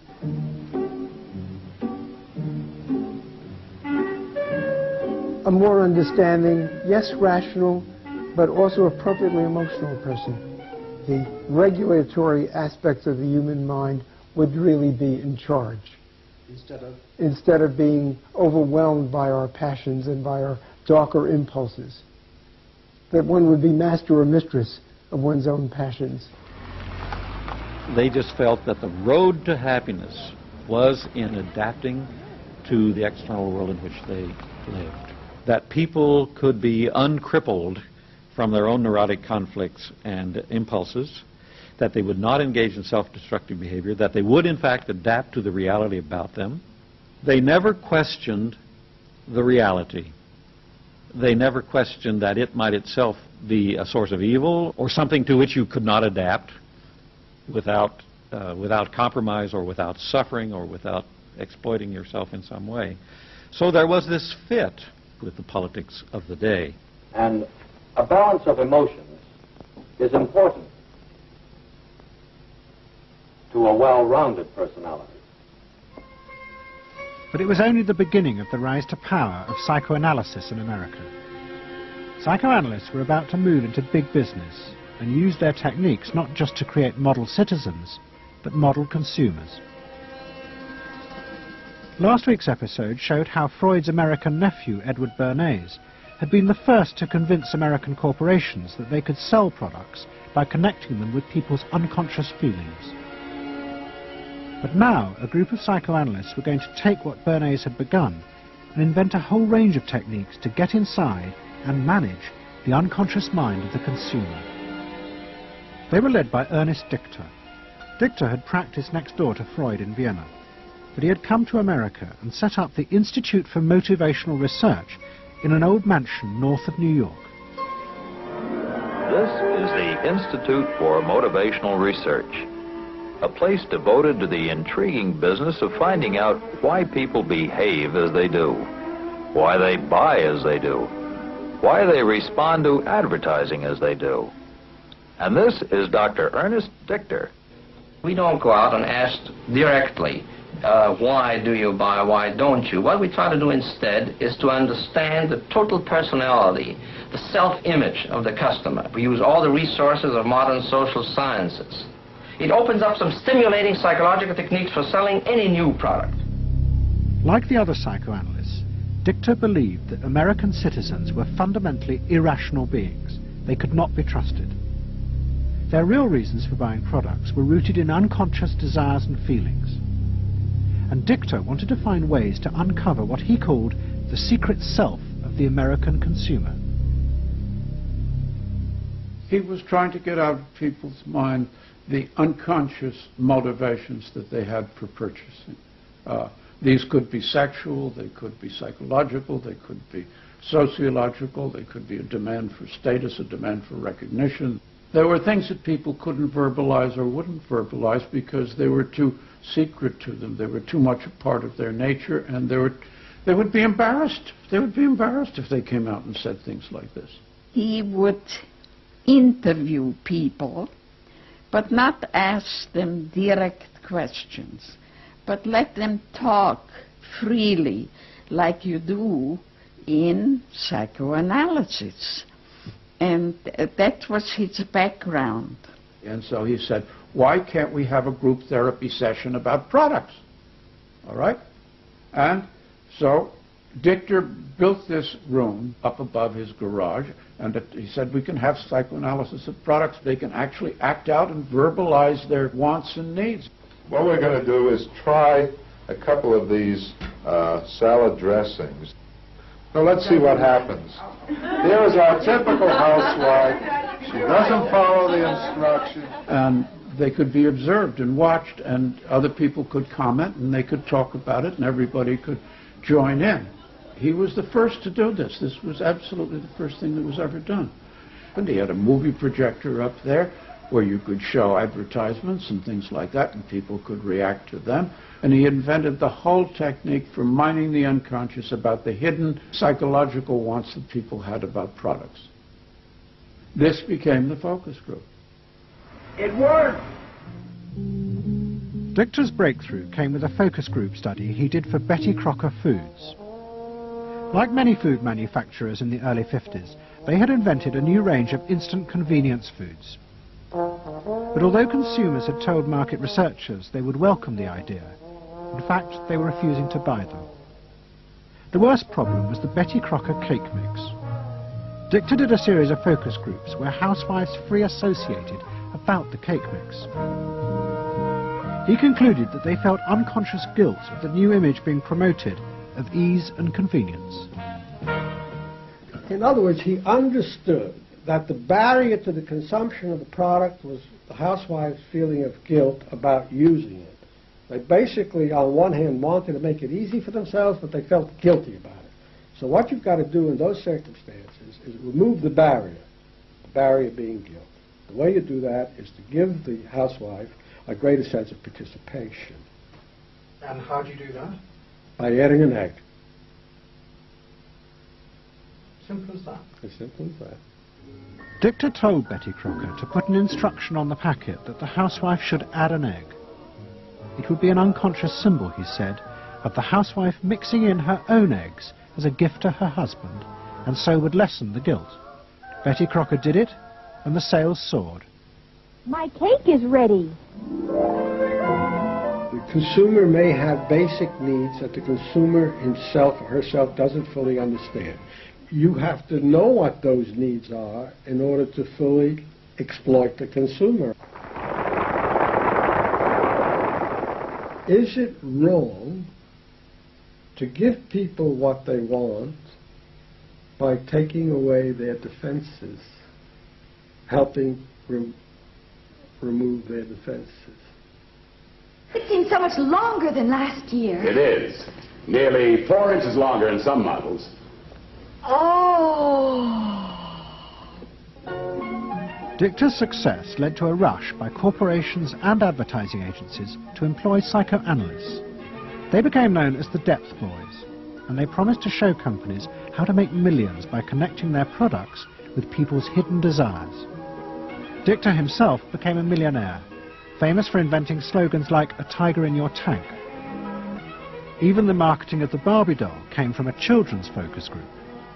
And so it goes. But Dichter was convinced that this was far more than just selling.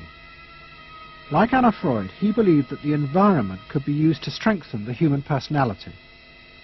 And products had the power both to sate inner desires and give people a feeling of common identity with those around them. It was a strategy for creating a stable society. Dichter called it the strategy of desire.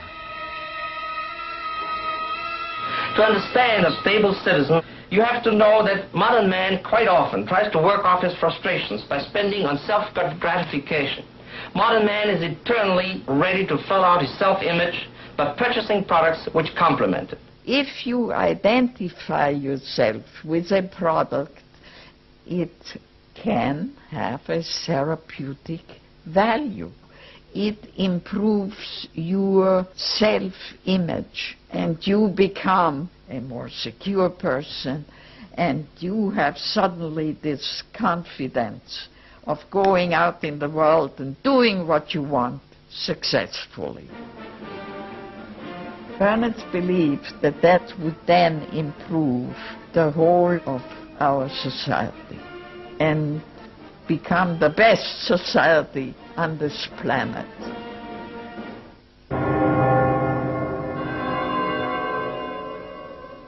By the early 50s, the ideas of psychoanalysis had penetrated deep into American life.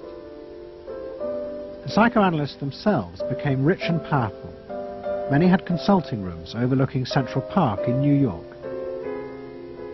Politicians and famous writers like Arthur Miller and Tennessee Williams became their patients. They were seeking not just help, but to understand the hidden roots of human behavior. We were sought after. Washington was interested in what we think. You know, the important writers, important politicians were undergoing psychoanalysis. It was, we had waiting lists because there were so many patients that wanted to be analyzed. So it gave us a little bit of a swellhead. And as the psychoanalysts' ideas took hold in America, a new elite began to emerge in politics, social planning, and in business. What linked this elite was the assumption that the masses were fundamentally irrational. To make a free market democracy like America work, one had to use psychological techniques to control mass irrationality. They actually believed that this elite was necessary because individual citizens were not capable, if left alone, of being democratic citizens. The elite was necessary in order to create the conditions that would produce individuals capable of behaving as a good consumer and also behaving as a democratic citizen. They didn't see their activities as anti-democratic, as undermining the capacity of individual citizens for democracy. Quite the opposite. They understood that they were creating the conditions for democracy's survival and future. Anna Freud had never intended that her ideas be used in such a way, but she happily accepted the rise to power of psychoanalysis in America. She remained in England, living with Dorothy Burlingham. On the surface, it was an idyllic life. She and Dorothy had bought a weekend cottage on the Suffolk coast. And in the summers, Dorothy's children came from America to visit with the grandchildren. But underneath, things were going badly wrong. Both Bob and Mabby Burlingham, who Anna Freud had analysed in the 1930s, had suffered personal breakdowns, and their marriages were collapsing. Bob was drinking heavily, and Mabby suffered terrible anxieties. The real reasons for the visits to England were yet more analysis with Anna Freud. Well, the problem was that it didn't look very good, did it? Because here you have somebody who's having nervous breakdowns and is having alcoholic binges. And this is not exactly, doesn't really sit well. Well, you know, from a humane standpoint, obviously this is not desirable. You know, you want to help these people. But it also had the wider ramifications of everybody in analysis, in analytic circles, knew that Bob and Mabby were guinea pigs. They were the living proof that this is a wonderful process. It was very much swept under the rug. It really didn't get out.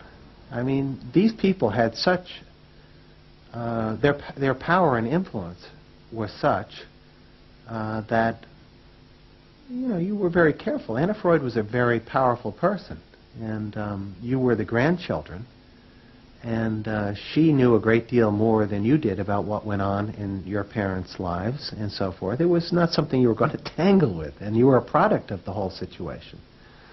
But at the same time, we all knew that something was really out of whack.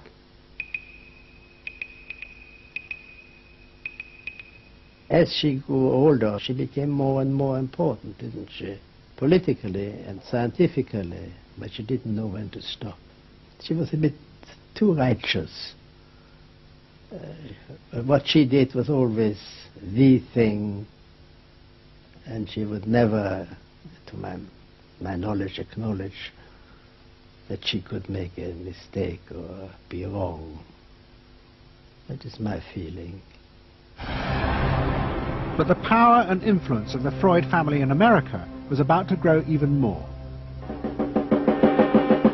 Politicians were about to turn to Anna Freud's cousin, Edward Bernays, for help in a time of crisis. He was going to manipulate the inner feelings and fears of the masses to help America's politicians fight the Cold War. I don't mean to say, and no one can say to you, that there are no dangers. Of course there are risks if we are not vigilant. But we do not have to be hysterical.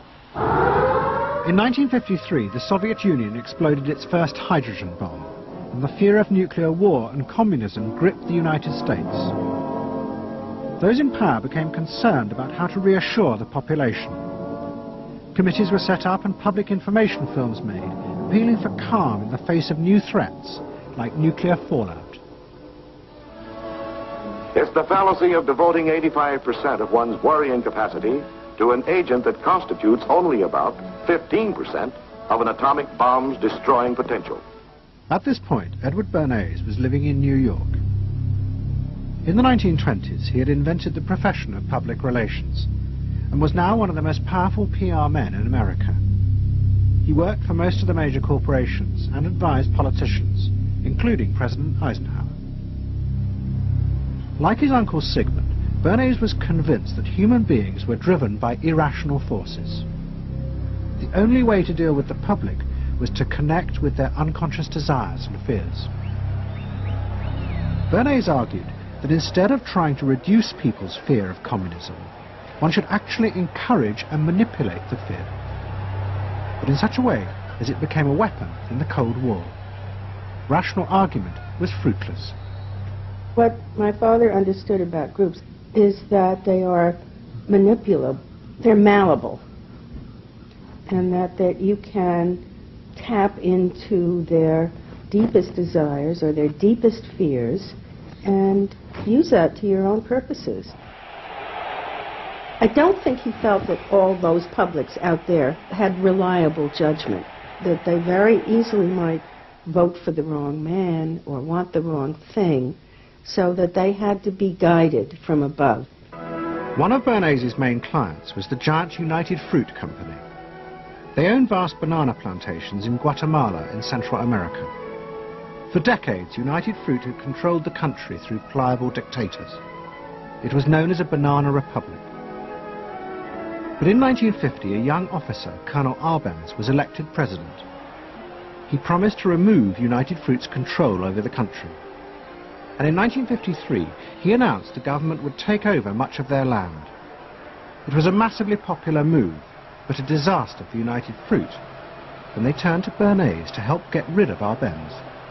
United Fruit brings in Bernays, and he basically understood that what United Fruit Company had to do was change this from being a popularly elected government that was doing some things that were good for the people there into this being very close to the American shore, a threat to American democracy, that it being at a time in the Cold War when Americans responded to issues of the Red Scare and what communism might do, he was trying to transform this and brilliantly did transform it into an issue of a communist threat very close to our shores, taking United Fruit again as a commercial client out of the picture and making it look like a question of American democracy, American values being threatened. In reality, Arbenz was a democratic socialist with no links to Moscow.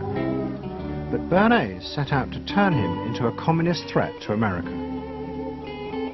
He organized a trip to Guatemala for influential American journalists. Few of them knew anything about the country or its politics.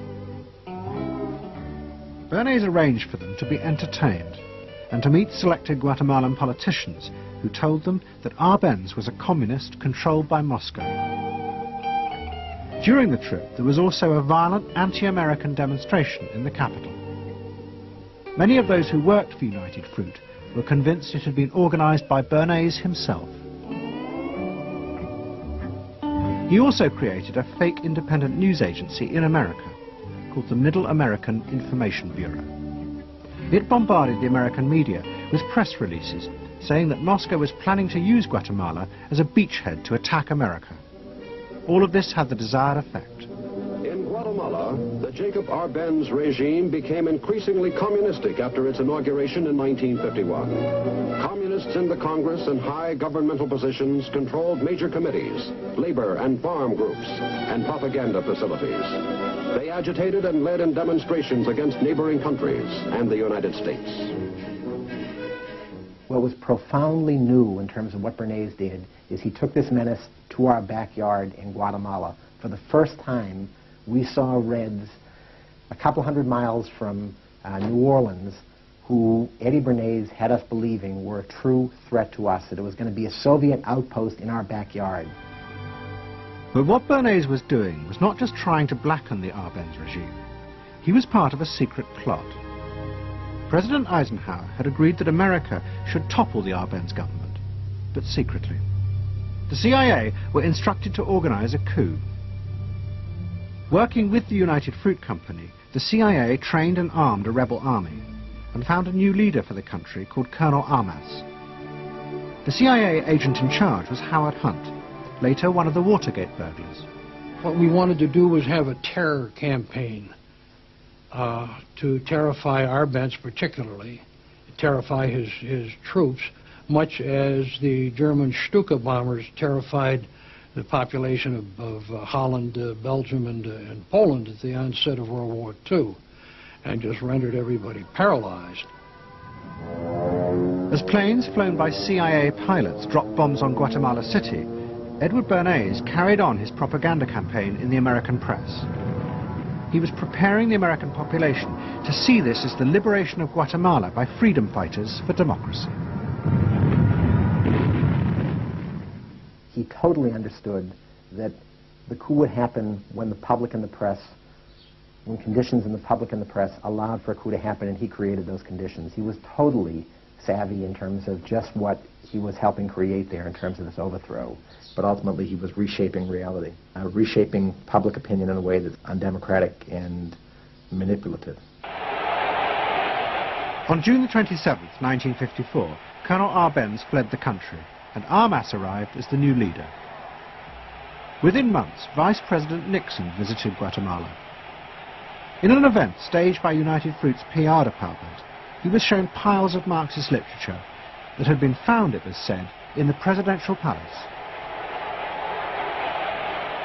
This is the first time in the history of the world that the communist government has been overthrown by the people. And for that we congratulate you and the people of Guatemala for the support they have given.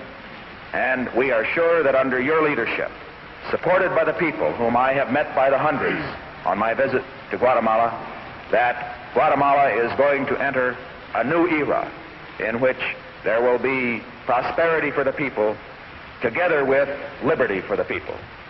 Thank you very much for allowing us to see this exhibit of communism in Guatemala. You're welcome. And for dinner, see what Mother has for dessert. Banana gingerbread shortcake. Just another of the many tempting ways in which this nutritious fruit can be prepared. So now that you've seen where bananas come from before they reach your table, our journey to Banana Land is ended. We hope you enjoyed the trip. We know you like bananas. Bernays had manipulated the American people, but he had done so because he, like many others at the time, believed that the interests of business and the interests of America were indivisible, especially when faced with the threat of communism. But Bernays was convinced that to explain this rationally to the American people was impossible, because they were not rational. Instead, one had to touch on their inner fears and manipulate them in the interests of a higher truth. He called it the engineering of consent. He was doing it for the American way of life, and to which he was devoted. So this sincerely devoted, and yet he felt the people were really pretty stupid. And that's the paradox. If you don't leave it up to the people themselves, but force them to choose what you want them to choose, however subtly, then it's not democracy anymore. It's something else. It's being told what to do. It's that old authoritarian thing. But the idea that it was necessary to manipulate the inner feelings of the American population in the interest of fighting the Cold War now began to take root in Washington. Above all, in the CIA, who were going to take it much further. They were concerned that the Soviets were experimenting with psychological methods to actually alter the memories and feelings of people, the aim being to produce more controllable citizens. It was known as brainwashing. Psychologists in the CIA were convinced that this really might be possible, and that they should try to do it themselves. The image of the human being that was being built up at that particular time was that there was a great deal of vulnerability in every human being, and that that vulnerability could be manipulated to program somebody to be something that I wanted them to be, and they didn't want to be. that you could manipulate people in such a way that they could be automatons, if you will, for whatever your own purposes were. This was the image that people thought was possible. In the late 50s, the CIA poured millions of dollars into the psychology departments of universities across America. They were secretly funding experiments on how to alter and control the inner drives of human beings. The most notorious of these experiments was run by the head of the American Psychiatric Association, Dr. Ewan Cameron. Like many psychiatrists at that time, Cameron was convinced that inside human beings were dangerous forces which threatened society. But he believed that it was possible not just to control these forces, but actually remove them. He thought that psychiatry should not just concentrate on sick people, mentally ill, but should actually go into government, that politicians should listen to psychiatrists. Psychiatrists should be in every parliament and should direct and monitor political activities, because they knew in a rational, scientific way what was good for people. Cameron had set up a clinic in a hospital in Montreal called the Allen Memorial. It is now long since closed down. Cameron took patients who suffered a wide range of mental problems. His theory was that these resulted from forgotten or repressed memories. But he was impatient with the idea of using psychotherapy to uncover them. Instead, he would simply wipe them. Cameron used drugs, including LSD, and the technique of ECT, electroconvulsive therapy. It was conventionally used at that time to relieve depression. But Cameron was going to use it in a new way, to produce new people. He was really using it to try and change the fundamental function of the individual, to alter their past memories, their past ways of behaving. And as I think he said at one point, it is to just sort of erase everything from their past so that you then had a slate in which you could record new ways of behavior. And so he used massive doses of shock, people receiving several shots a day, and over a course of time, hundreds of ECT treatments, so that they were just reduced to a sort of a very primitive vegetable state. I don't remember what happened to me. I was introduced to Dr. Cameron, and I don't remember Dr. Cameron at all. I don't remember any of that. They shipped me up to what they called the sleep room, and they gave me all of these electroconvulsive shock treatments and megadoses of drugs and LSD and all of that, and I have no memory of any of that.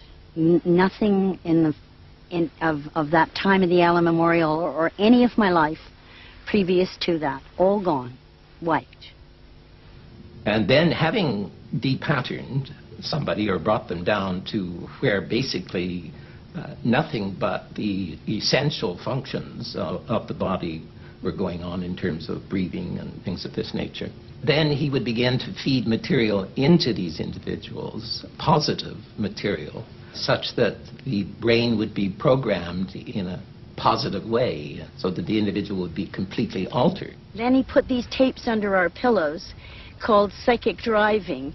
He would then put back into this empty brain a program of whatever sort he decided upon, and the people like myself would wake up another person, I guess. In fact, Cameron's experiments were a complete disaster. All he managed to produce were dozens of individuals with memory loss, and the ability to repeat the phrase, "I am at ease with myself." And it was not an isolated case. Almost all the experiments the CIA funded were equally unsuccessful. Despite their ambitions, American psychologists were beginning to find out how difficult it was to understand and control the inner workings of the human mind. We had been really chasing a phantom, if you will, an illusion. that the human mind was more capable of manipulation from the outside by outside factors than it is. We found out that the human being is an extremely complex thing. There were no simple solutions.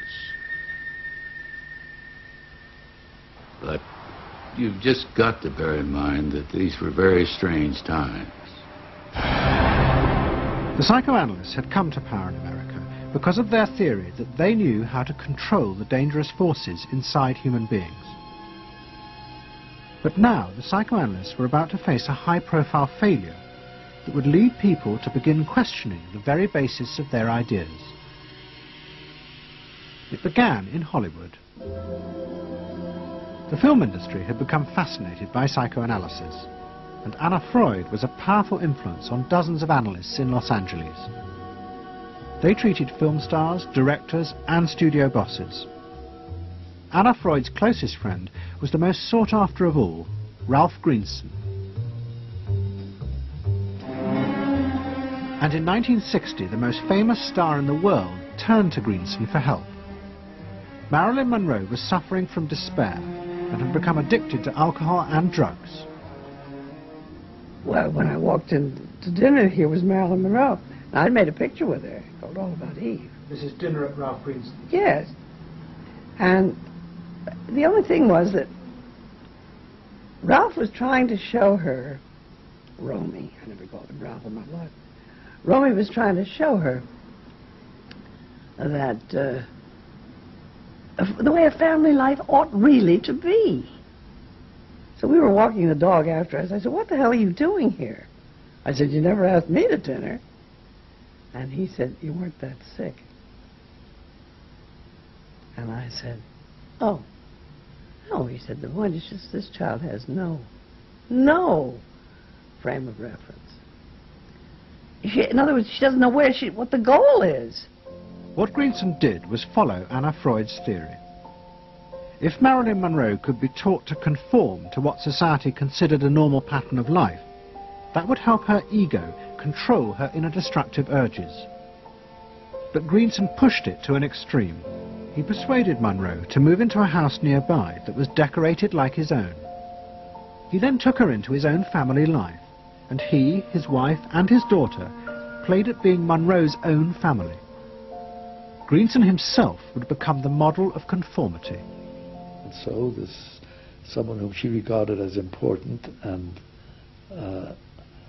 whom she idealized, if he turned out to be a very gratifying father figure, her ego would benefit from that. That was the theory.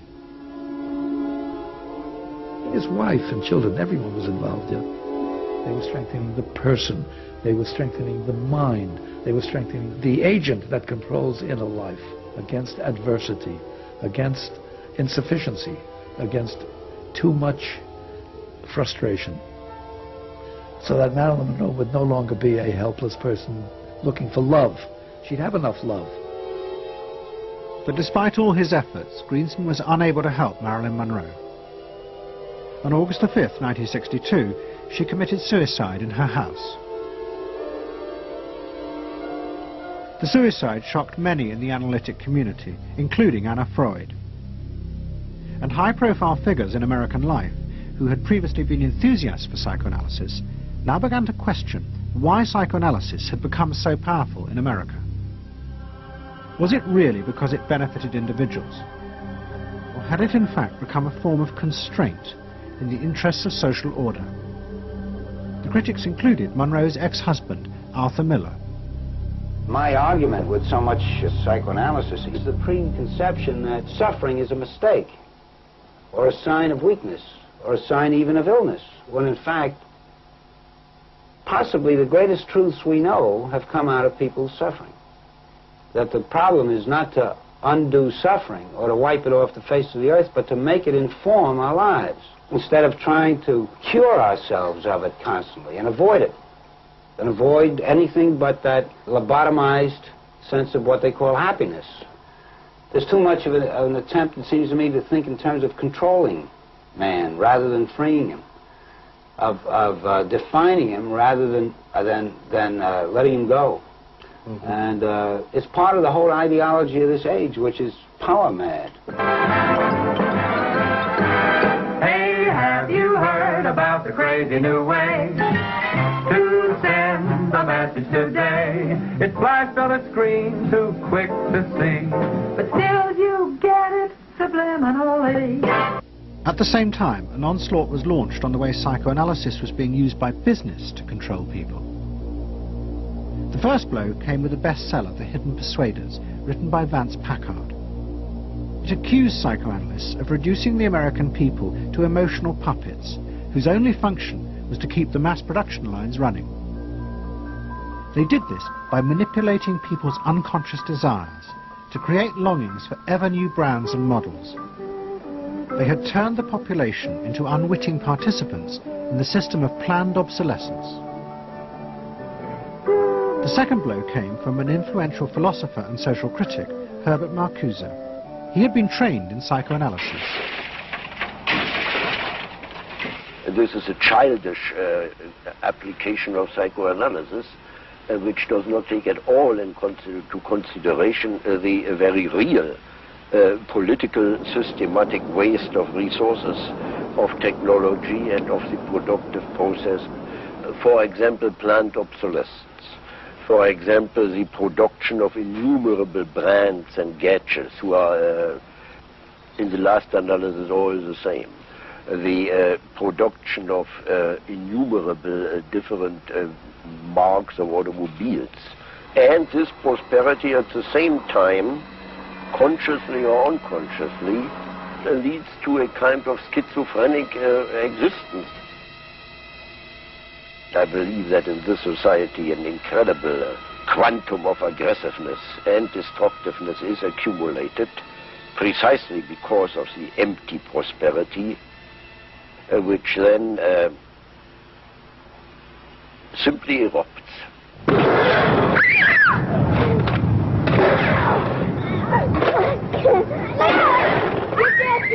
Marcuse's argument was not simply that psychoanalysis had been used for corrupt purposes. It was more fundamental. Marcuse said that the very idea that you needed to control people was wrong. Human beings did have inner emotional drives, but they were not inherently violent or evil. It was society that made these drives dangerous by repressing and distorting them. Anna Freud and her followers had increased that repression by trying to make people conform to society. In so doing, they made people more dangerous, not less. Marcuse challenged that social world, and he said that's a world that should not be adapted to. And in fact, what the individual was adapting to was corrupt and evil and corrupting. In other words, he switched the source of evil from inward conflict to the society itself. That the sickness of society lay at the societal level, not at the sickness of human beings in it. And if people did not challenge that, then they were, in fact, submitting to evil. Modern psychology has a word that is probably used more than any other word in psychology. It is the word maladjusted. It is the ringing cry of modern child psychology, maladjusted. Now, of course, we all want to live the well-adjusted life in order to avoid neurotic and schizophrenic personalities.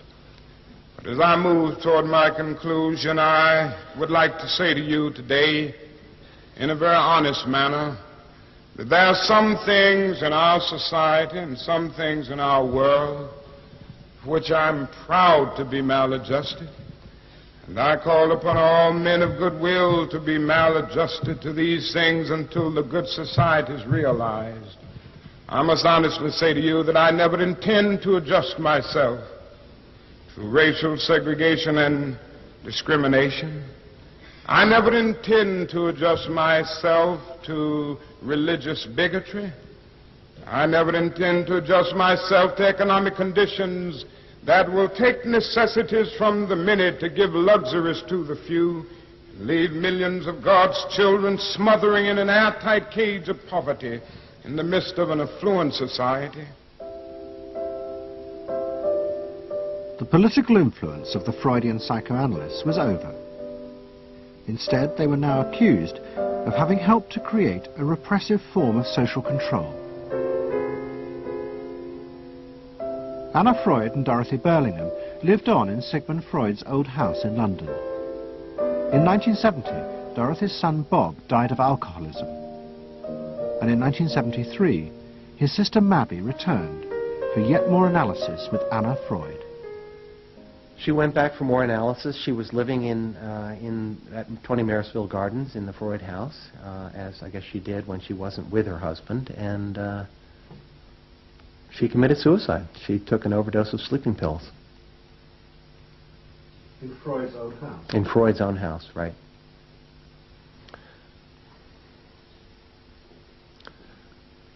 So, I mean, you know, the obvious, there are a lot of implications that one can draw from that, and I just think she happened to reach the end of the rope there.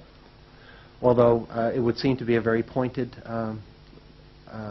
act. Obviously, suicide is a very politicized act, and to do it in Sigmund Freud's own house is certainly different from doing it in Riverdale back in New York.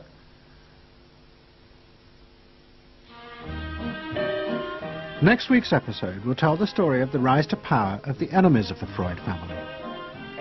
They believed that the way to build a better society was to let the self free. But what they didn't realize was that this idea of liberation would provide business and politics with yet another way to control the self, by feeding its infinite desires. To be lonesome. You know not what it means to be blue. Someday you'll realize and pay for all those lies, then you'll know what it means to be blue.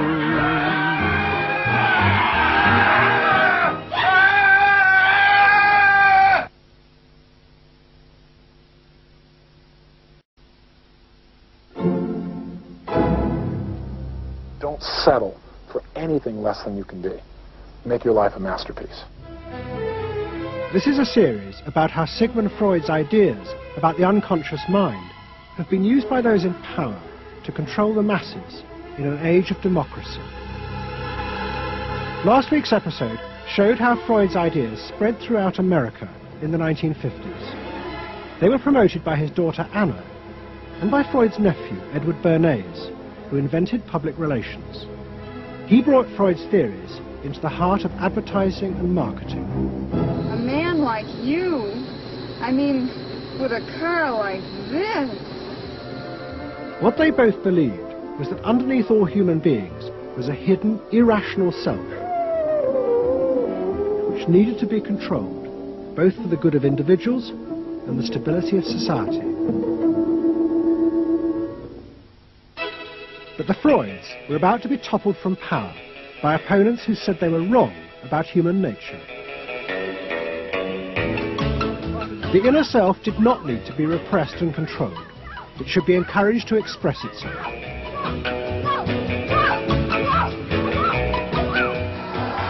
Out of this would come a new type of strong human being and a better society. But what in fact emerged from this revolution was the very opposite. An isolated, vulnerable, and above all greedy self, far more open to manipulation by both business and politics than anything that had gone before. Those in power would now control the self, not by repressing it, but by feeding its infinite desires.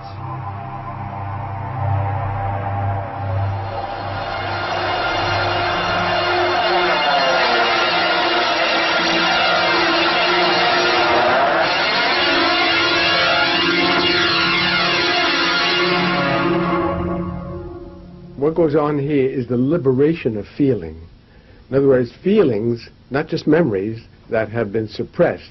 For example, screaming, crying, anger. You get a person who's really angry, and they're going to let it out. No!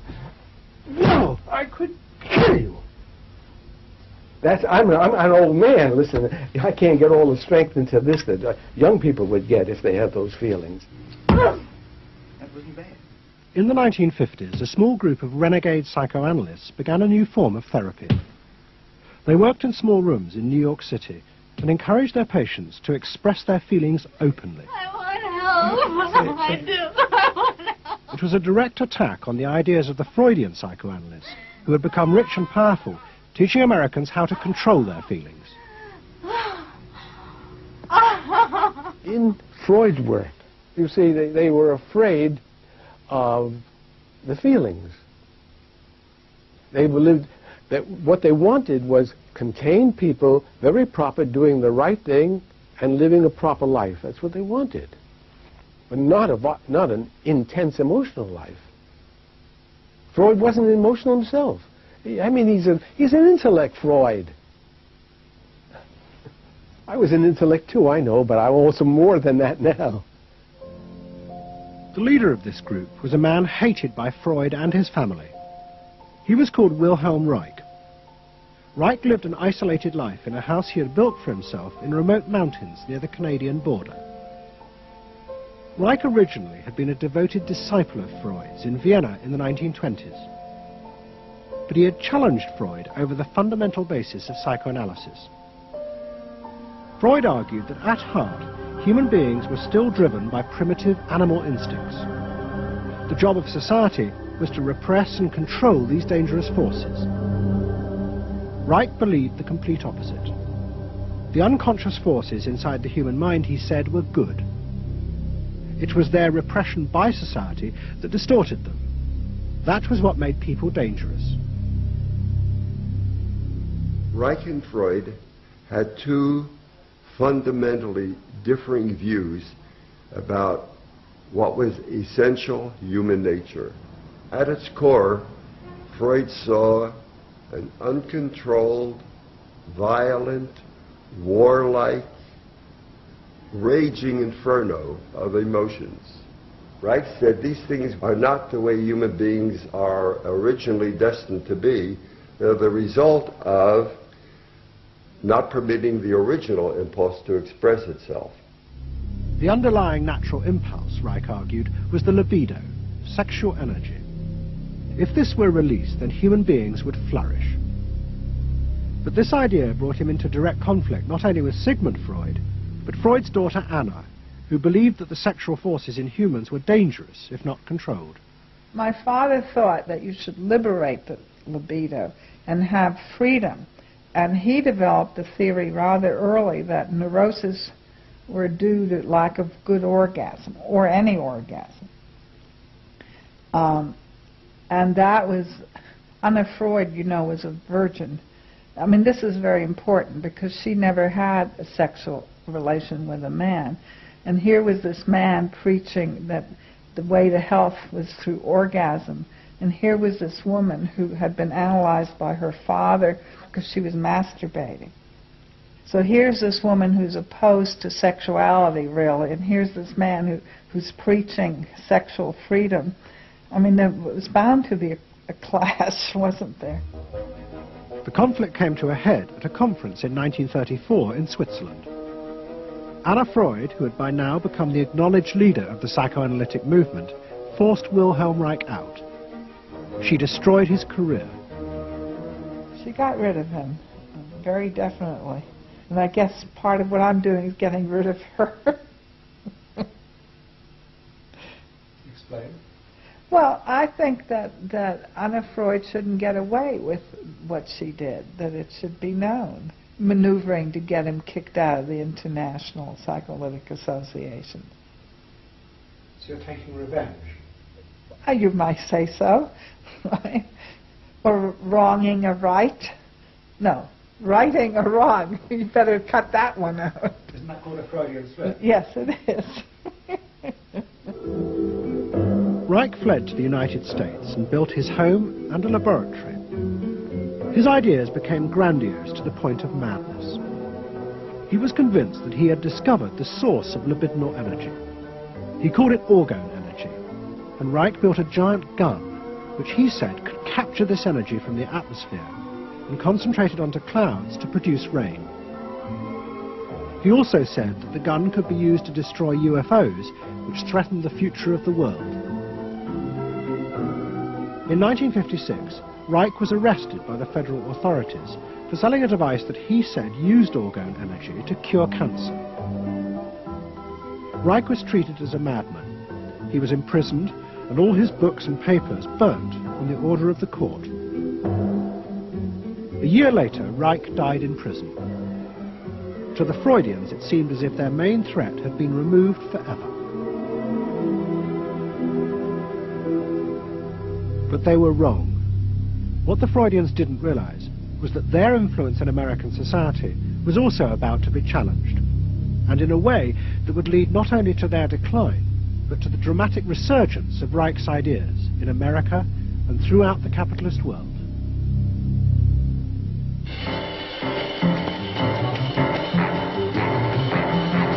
The consumer is king. His whim makes or unmakes manufacturers, wholesalers, and retailers. Whoever wins his confidence wins the game. Whoever loses his confidence is lost. By the late 50s, psychoanalysis had become deeply involved in driving consumerism in America. Most advertising companies employed psychoanalysts, and as last week's episode showed, they had created new ways to understand consumers' motives, above all with the focus group, in which consumers free associated their feelings about products. Out of this came new ways to market products by appealing to the hidden unconscious desires of the consumer. Memorability. Sheer deception. Great. Tilt-away steering wheel. Irresistible. A dream thing, the mistress. Something intimate is going on. But in the early 60s, a new generation emerged who attacked this. They accused American business of using psychological techniques to manipulate people's feelings and turn them into ideal consumers. Advertising was manipulation. It was a way to get you to do something that didn't come out of you. It came out of somebody else. Somebody else said, this year you should be wearing powder pink shirts with matching powder pink buck shoes. And I said, why? That's not who I am.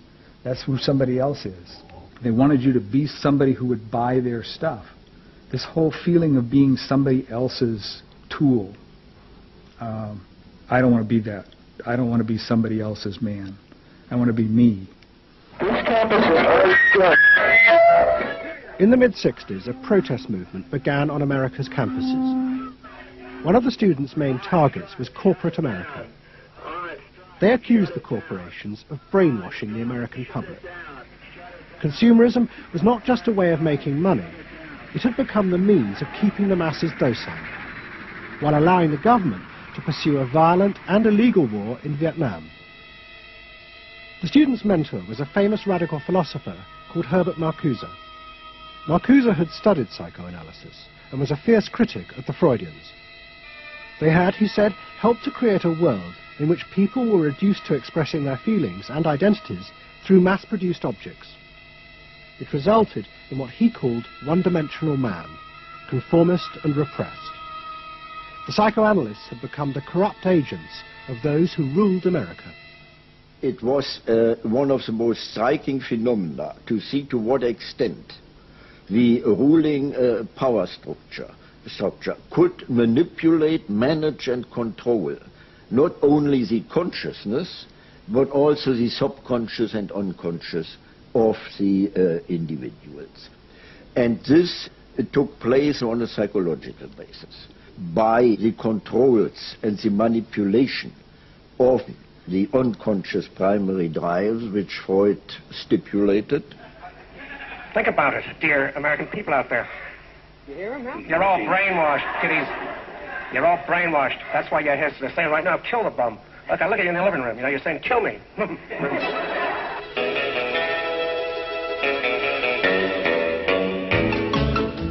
Following the logic of Marcuse's argument, the new student left set out to attack this system of social control. It was summed up in the slogan, "There is a policeman inside all our heads. He must be destroyed." And that policeman was going to be destroyed by overthrowing the state and the corporations that had put him there. One group, the Weathermen, began a series of bomb attacks on companies that they said both controlled people's minds through consumer products and made the weapons being used in Vietnam. There's no way to be committed to nonviolence in the middle of the most violent society that history's ever created. I'm not committed to nonviolence in any way. We want to live a life that isn't based on materialistic values, and yet the whole system of government and the economy of America is based on profit, on personal greed and selfishness. So that in order to be human, in order to love each other and be equal with each other and not place each other in roles, we have to destroy the kind of government that keeps us from asserting our positive values of life. But the American state fought back violently. At the Democratic Convention in Chicago in 1968, the police and the National Guard were unleashed to attack thousands of demonstrators. It was the start of a phase of ruthless repression of the New Left in America. It culminated in the killing of 4 students at Kent State University 18 months later. In the face of this, the left began to fall apart. We had met the force of the state. It was much bigger and stronger and more powerful than we realized. And at that point, what seemed to happen was that there was a change in tactics. Confronted by this violent repression, many in the New Left began to turn to a new idea. If it was impossible to get the policeman out of one's head by overthrowing the state, instead one should find a way of getting inside one's own mind and removing the controls implanted there by the state and the corporations. Out of this would come a new self, and thus a new society.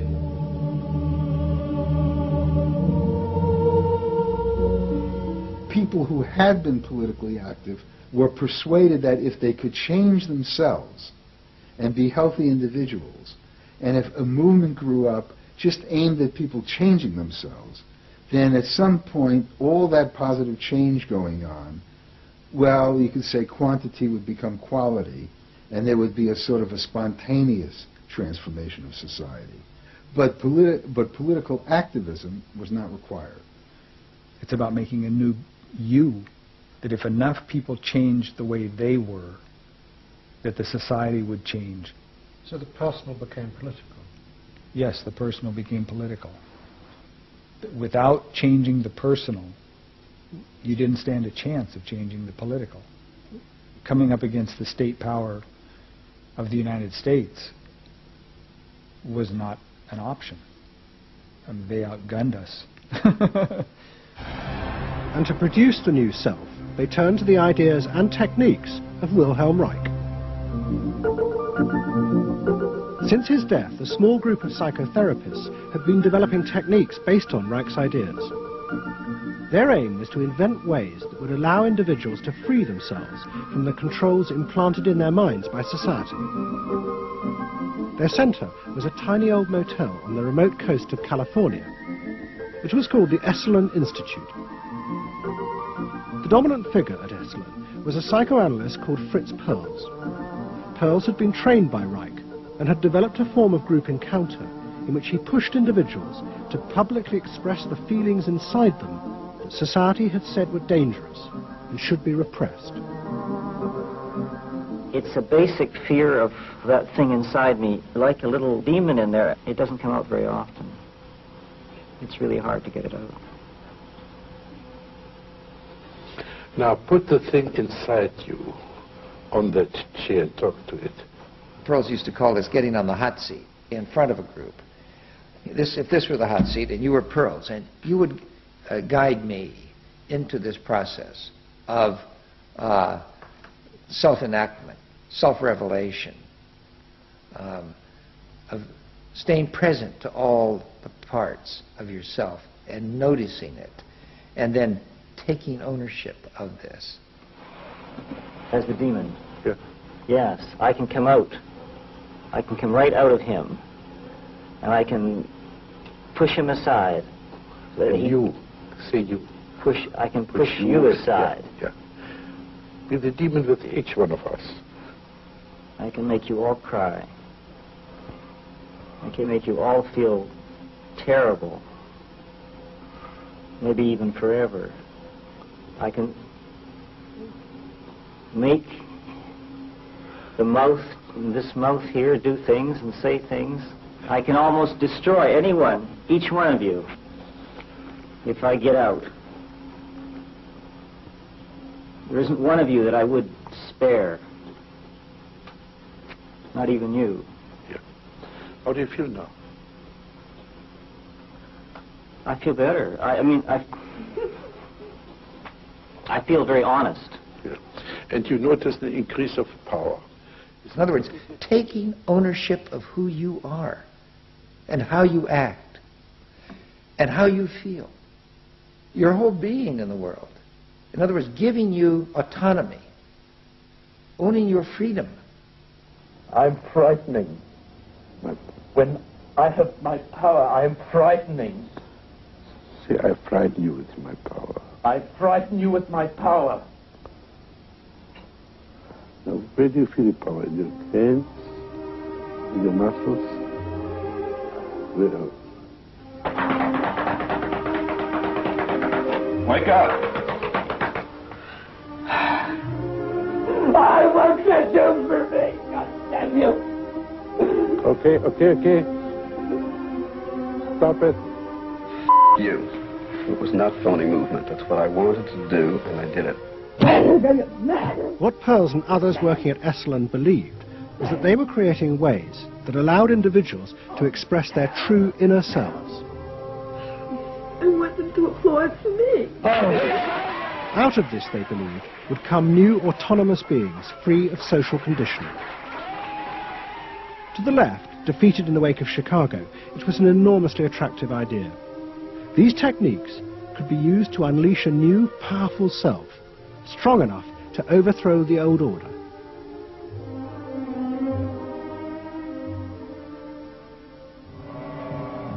In the late 60s and early 70s, thousands flocked to Esalen. Only a few years before, it had been an obscure fringe institute. Now it became the center of a national movement for personal transformation, the human potential movement. So it became magnetic. People wanted to join this stream of exploration.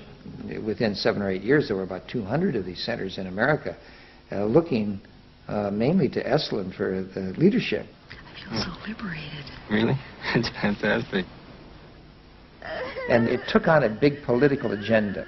You could not separate personal transformation from social transformation. The two go together. As the movement grew, the leaders of Esalen decided to try and use their techniques to solve social problems. They began with racism. They organized an encounter group for white and black radicals. Both groups would be encouraged to express their inner racist feelings which had been instilled in them by society. By doing this, they would transcend those feelings and encounter each other as individuals. I started a series of encounters called Racial Confrontation as Transcendental Experience. We thought that we wanted to get that kind of black-white confrontation so you could really get down to see what was between the two races, not by backing off and trying to be polite, but by going right into the belly of the beast, of this beast of racial prejudice. And these were extremely dramatic. These were the toughest workshops ever convened at Esalen Institute. I'm looking at you, Whitey. You got clothes on. You got shoes on. You're so sure looking at me, huh? You got the goddamn police in the neighborhood. Really? They're not my police. You got a governor. You got a mayor. Oh, really? You got the president. You got ambassadors. You can vote, too. You got debts in Vietnam. That's the benefits of slave labor. You got buildings, skyscrapers that you dominate and control economically and politically. And tell me that it's not yours. It's yours, too. Then the blacks all got together and attacked the whites. And they just let us have it. What they call it was peeping somebody. Peeping somebody means peeping into their secrets, into their phoniness, and so forth. Like the white liberal. Oh, they really got onto the white liberal, you know. So don't give me no shit about I'm free. You're a goddamn liar, you white pink son of a bitch, you. Yeah, I want to know what you came down here for. You want a black buck, huh? Yeah. You looking for a stud? Huh? Well, what did you come here for? You're sitting there with your legs all gap wide open, showing your drawers. Now, what'd you come here for? The black-white encounter groups were a disaster. The black radicals saw it as an insidious attempt to destroy their power. By trying to turn them into liberated individuals, Esalen was removing the one thing that gave them power and confidence in their struggle against racism, their collective identity as blacks. For my reason. For your reason. Now dig this. Your reason for being here is different from my reason. So the human potential movement turned to another social group who they believed would benefit from personal transformation. Nuns. And this time they were more successful.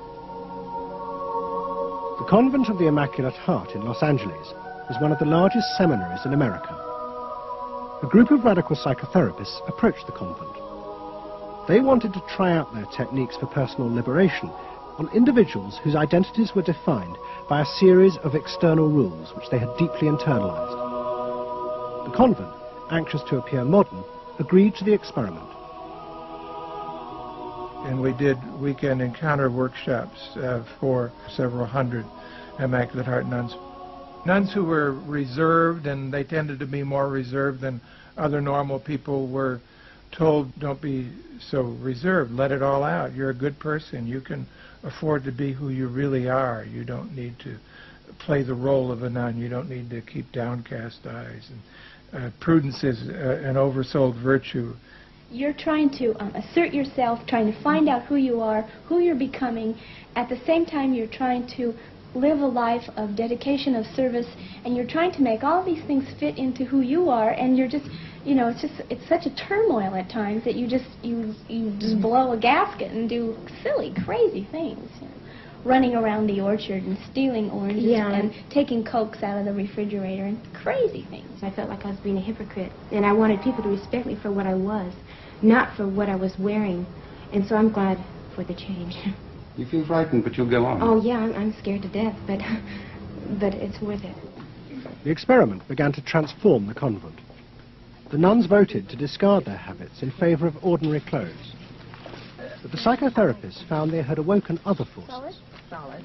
One of the things we unleashed was sexual energy. The kind of thing that the church had been very good at restraining was no longer to be restrained.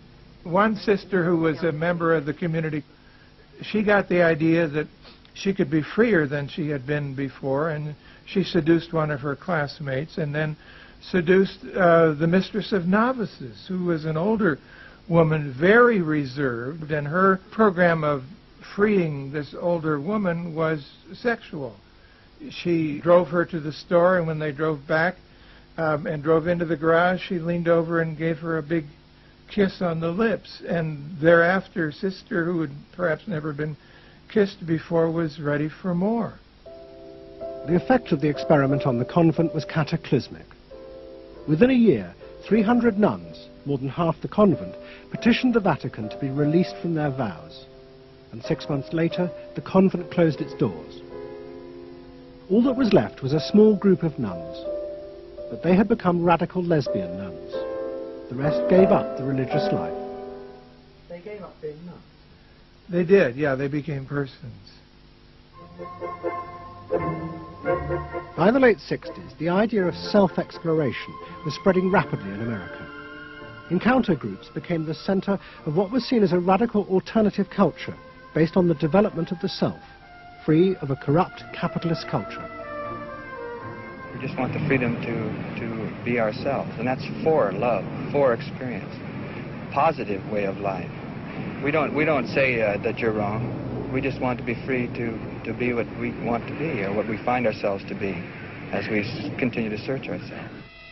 And it was beginning to have a serious effect on corporate America, because these new selves were not behaving as predictable consumers. The life insurance industry in particular was concerned that fewer and fewer college students were buying life insurance when they left university. They asked Daniel Yankelovich, America's leading market researcher, to investigate. He had studied psychoanalysis. The life insurance business, more than any other business at the time, was built on the Protestant ethic. You only bought life insurance if you were a person who sacrificed for the future. If you lived in the present, you had no need for life insurance. So they had some sense that maybe the sort of core values of the Protestant ethic were being challenged by some of these new values that were beginning to appear. And I was really astonished at what I found. The conventional interpretation, the dominant interpretation, was that it had to do with political radicalism. But, you know, it was clear to us that that was a mask, a cover. The core of it had to do with self-expressiveness. That this preoccupation with the self and the inner self, that was what was so important to people. The ability to be self-expressive. Wow, what a feeling! 300 miles! Go! Work, out of sight! Yankelovich began to track the growth and behavior of these new expressive selves. What he told the corporations was that these new beings were consumers, but they no longer wanted anything that would place them within the narrow strata of American society. Instead, what they wanted were products that would express their individuality, their difference in a conformist world, the very things that US corporations did not make. Products have always had an emotional meaning. What was new was individuality. The idea that this product expresses me, and whether it was a small European car, the particular music system, Relaxing. your presentation of self, your clothing. For immediate energy from our muscles and These become ways in which people can spend their money in order to say to the world who they are. But the manufacturers, they had no idea of what was going on, really, with consumers and in the market at large. Major advertising companies set up what they called operating groups to try and work out how to appeal to these new individuals. The head of one agency sent a memo to all staff. We must conform, he told them, to the new non-conformists. We must listen to the music of Bobby Dylan and go to the theatre more. But the problem was, few of the self-expressive individuals would take part in focus groups. The advertisers were left to their own devices. There's a new cereal that tastes so right. Makes you dance, it's a way out of sight. It's tasty little squares of malted wheat. It's crispy and it's crunchy and it tastes so neat. Faster though. That's what I'm saying. Use a folk rock with more rock than folk. And there was an even more serious problem. To make products for people who wanted to express themselves would mean creating variety. But the systems of mass production that had been developed in America were only profitable if they made large numbers of the same objects. This had fitted perfectly with the limited range of desires of a conformist society. The expressive self threatened this whole system of manufacture. And the threat was about to grow rapidly. Go! Because an entrepreneur had invented a way of mass-producing this new independent self.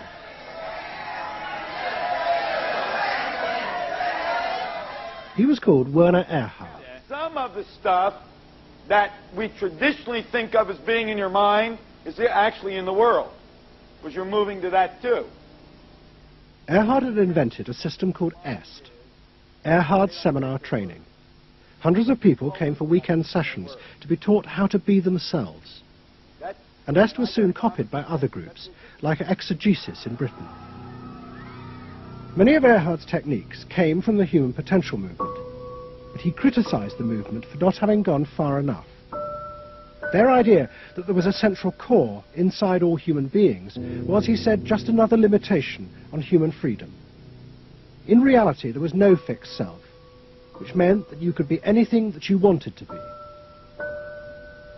The thesis of the human potential movement was that there was something really good down in there.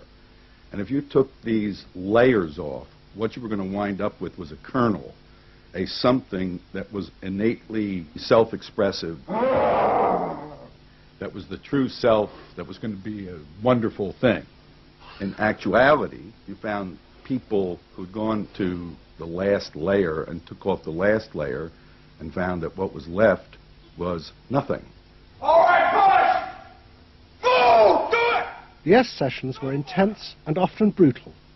The participants signed contracts agreeing not to leave and to allow the trainers to do anything they thought necessary to break down their socially constructed identities. You're going to get sandwiched in there. Push! Go for a win! If I push harder than you do, I'm going to squash you. So you better push fast. Now, hard, do it! That's it, do it! Yeah! Push! Good! Good! Good! Again! Yes!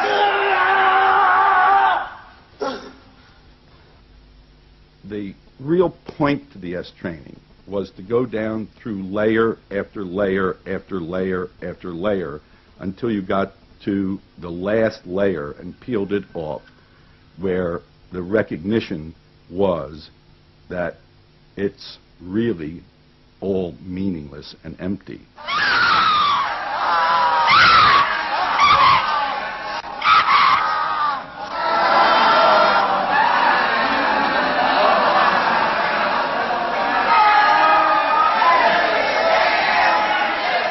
Now, that's existentialism's endpoint.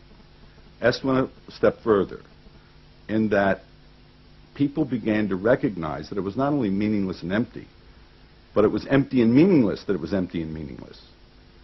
And in that, there's an enormous freedom. All the constrictions, all of the rules you placed on yourself are gone. And what you're left with is nothing. And nothing is an extraordinarily powerful place to stand, because it is only from nothing that you can create. And from this nothing, people were able to invent a life, and allowing them to create themselves. Invent themselves. You can be what you want to be. I want you to start to make that sound, and on that sound, create and people the world the way you want to create it. What Earhart did was to say that only the individual matters, that there is no societal concern, that you living a fulfilled life is all you need be concerned about. S people came out of those trainings feeling that it wasn't selfish to think about yourself, it was your highest duty. So kiss me and smile for me. Tell me that you'll wait for me. Hold me like you'll never let me go. The training is 2 weekends, and it was quite an incredible experience in my life. I'll forever be grateful for the experience. I got a great deal out of it. We really want to know who we are. There are things going on. We learn more and more about ourselves all the time. And to really find out what it is that makes us tick and how we are discovering ourselves. I'm leaving. S became hugely successful. Singers, film stars, and hundreds of thousands of ordinary Americans underwent the training in the 1970s. But in the process, the political idea that had begun the movement for personal transformation began to disappear. The original vision had been that through discovering and expressing the self, a new culture would be born, one that would challenge the power of the state. We will not let them separate our culture from our politics. We are a people. We are all together. But what was now emerging was the idea that people could be happy simply within themselves, and that changing society was irrelevant. One of the proponents of this was Jerry Rubin. In 1968, Rubin, as leader of the Yippies, had led the march on Chicago, but now he had undergone S training. I was willing to die, and I had a martyr complex in a sense. I think we all did. And I've given up that ideal of sacrifice. And I'm not as overwhelmingly moved by injustice as I was. And now we reincarnated ourselves from within. Basically, the politics were lost and totally replaced by this lifestyle, and then the desire to become deeper and deeper into the self. by now a grandiose sense of the self. And my good friend and one of the original Yippie founders, Jerry Rubin, definitely moved in that direction. And I think he was beginning to buy into the notion that he could be happy and fully self-developed on his own. Socialism in one person. Yes. Was he alone in that trajectory? Although that, of course, is capitalism. That's the whole joke. I think it's funny. I think it's funny because people spend so much of their life being bedeviled by their past and being locked into their past and being limited by their past. And there's an enormous freedom from that, letting people create themselves. Est was only the most vivid and intense expression of an idea that was spreading rapidly through all strata of American society. Books and television programs promoted the idea that one's first duty was to be oneself. And those monitoring this shift were astonished at the speed with which the idea was spreading. In 1970, it was a small percentage of the total population, maybe 3 to 5%. By 1980, it had spread to the vast majority of the public, up to 80%. You asked the question, how do you get self-actualized? You take this day and you say, when I shave every morning, I look in that mirror, I say to myself, I really say this, I say, nobody is going to ruin this day for you, Wayne Dyer, nobody. That this preoccupation with the self and the inner self traveled and spread throughout the society in the 1970s.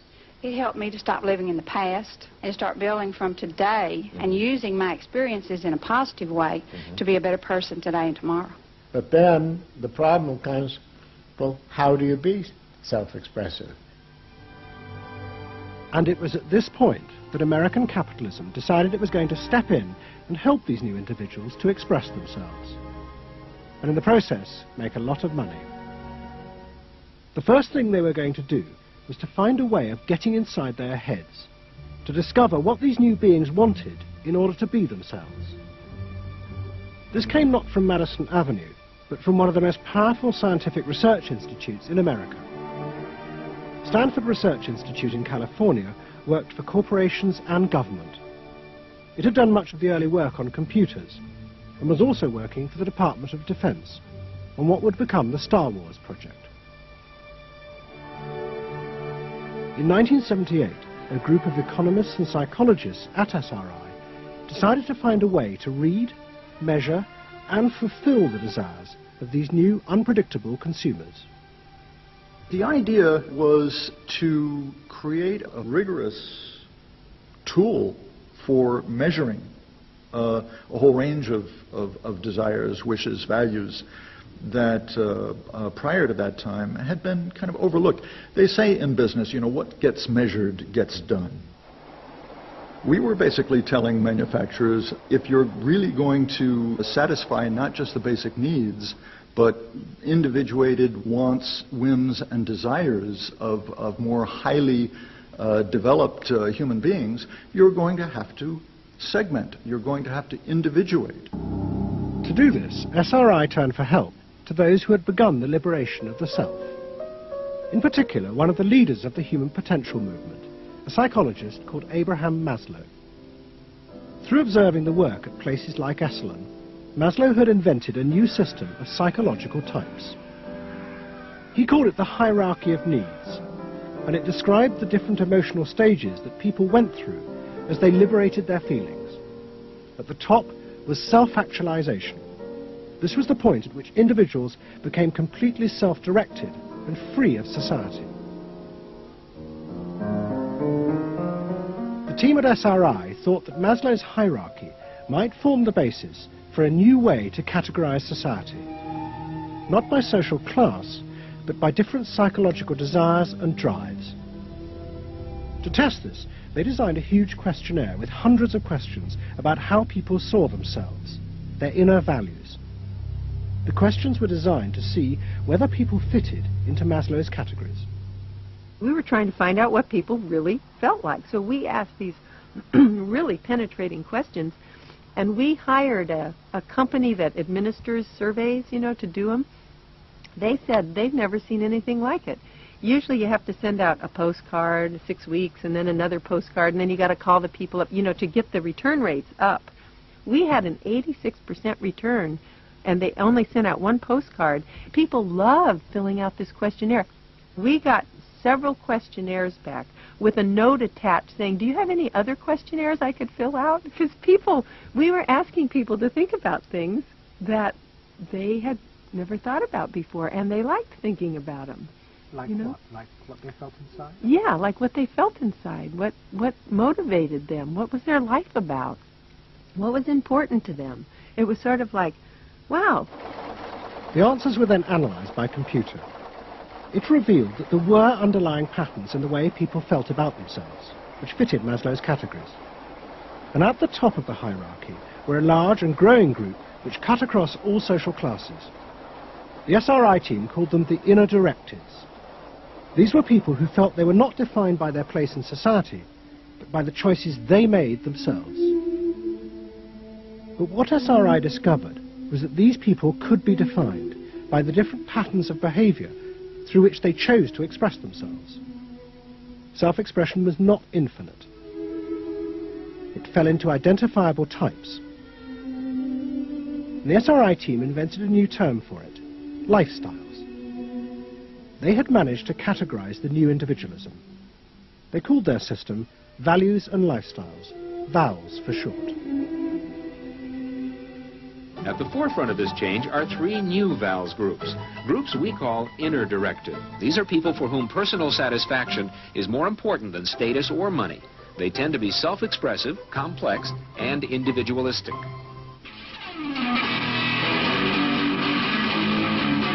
Rob is an I am me.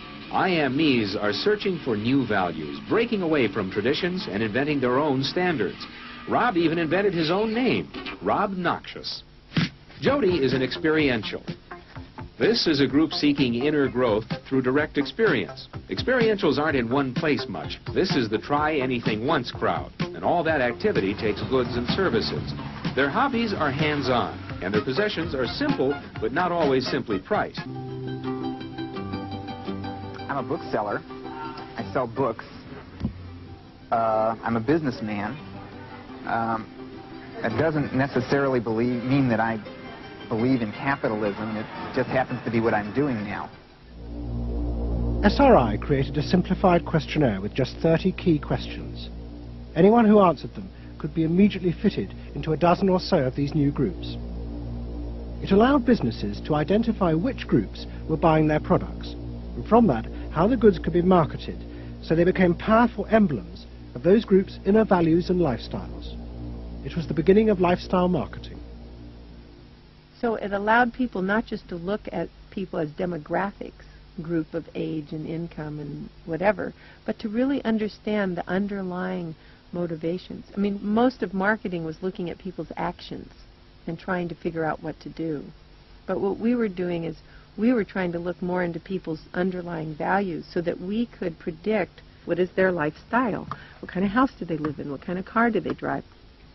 So the corporations were then able to sell things to them by understanding them, by having labels, by knowing what these people look like, where they live, what their lifestyles are.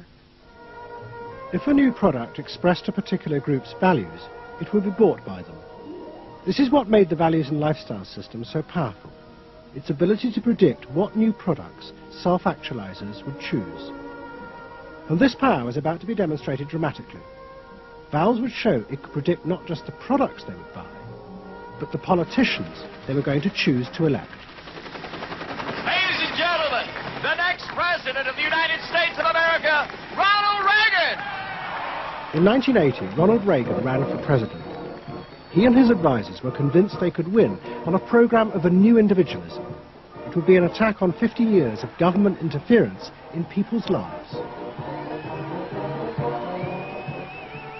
I wrote a speech about let the people make the basic decisions, get judges out of the way, get bureaucrats out of the way, get centralized government out of the way, I gave Reagan a choice of several titles for the speech, and the one he picked was "Let the People Rule." Let the people regain rule, regain control over their own destiny away from a remote elite in Washington. I would like to think that the kind of leadership that I would exercise in Washington is not the kind of leadership that I would pretend that I can solve all the problems I've been discussing here, but that together you and I can. I would like to take the lead in taking government off the backs of the American people and turning you loose to do what I know you can do. It was radical. Moderate Republicans thought it was suicide. Jimmy Carter called it ridiculous. The press was extremely negative. But the odd thing is that it polled very well in New Hampshire, which was the first primary state, the state that we had to win. What was odd was that there seemed to be a strange mosaic of support for Reagan's policies. The traditional pollsters could see no coherent pattern across class, age, or gender. But those who had designed the values and lifestyle system believed that they knew why. They were testing their system in both America and Britain, and they were convinced that both Reagan's and Mrs. Thatcher's message about individual freedom would appeal to the group at the top of their hierarchy, the inner directives, because it fitted with the way they saw themselves. They were really concerned about being individuals, being individualistic. And so in the early stages, when we were looking at the messages that both Thatcher and then Reagan were putting across, we said they are using words that will really appeal to a lot of the younger people, and particularly to the people who are moving towards self-actualization. We call them the inner-directed people. A lot of our colleagues said, that's absolutely ridiculous, because inner-directeds are very socially aware, very socially concerned. They'll never vote Conservative, or they'll never vote for the Republicans. But we said, if Thatcher and Reagan continue to appeal to them in this way, they really will. And I vision leadership in taking government off your backs and turning you loose to do what you can do so well. Thank you very much. The idea that the new self-actualizing individuals would choose a politician from the right, not the left, seemed extraordinary. But to test their prediction, the Values and Lifestyles team did a survey of voting intentions, and they correlated it with their new psychological categories. When we said in our surveys, who are you going to vote for, sure enough, it was the inner-directives who said that they would vote for Thatcher and for Reagan. And they made the difference in those elections because of their voting for Thatcher and Reagan. And it really surprised our colleagues, even within my own organization.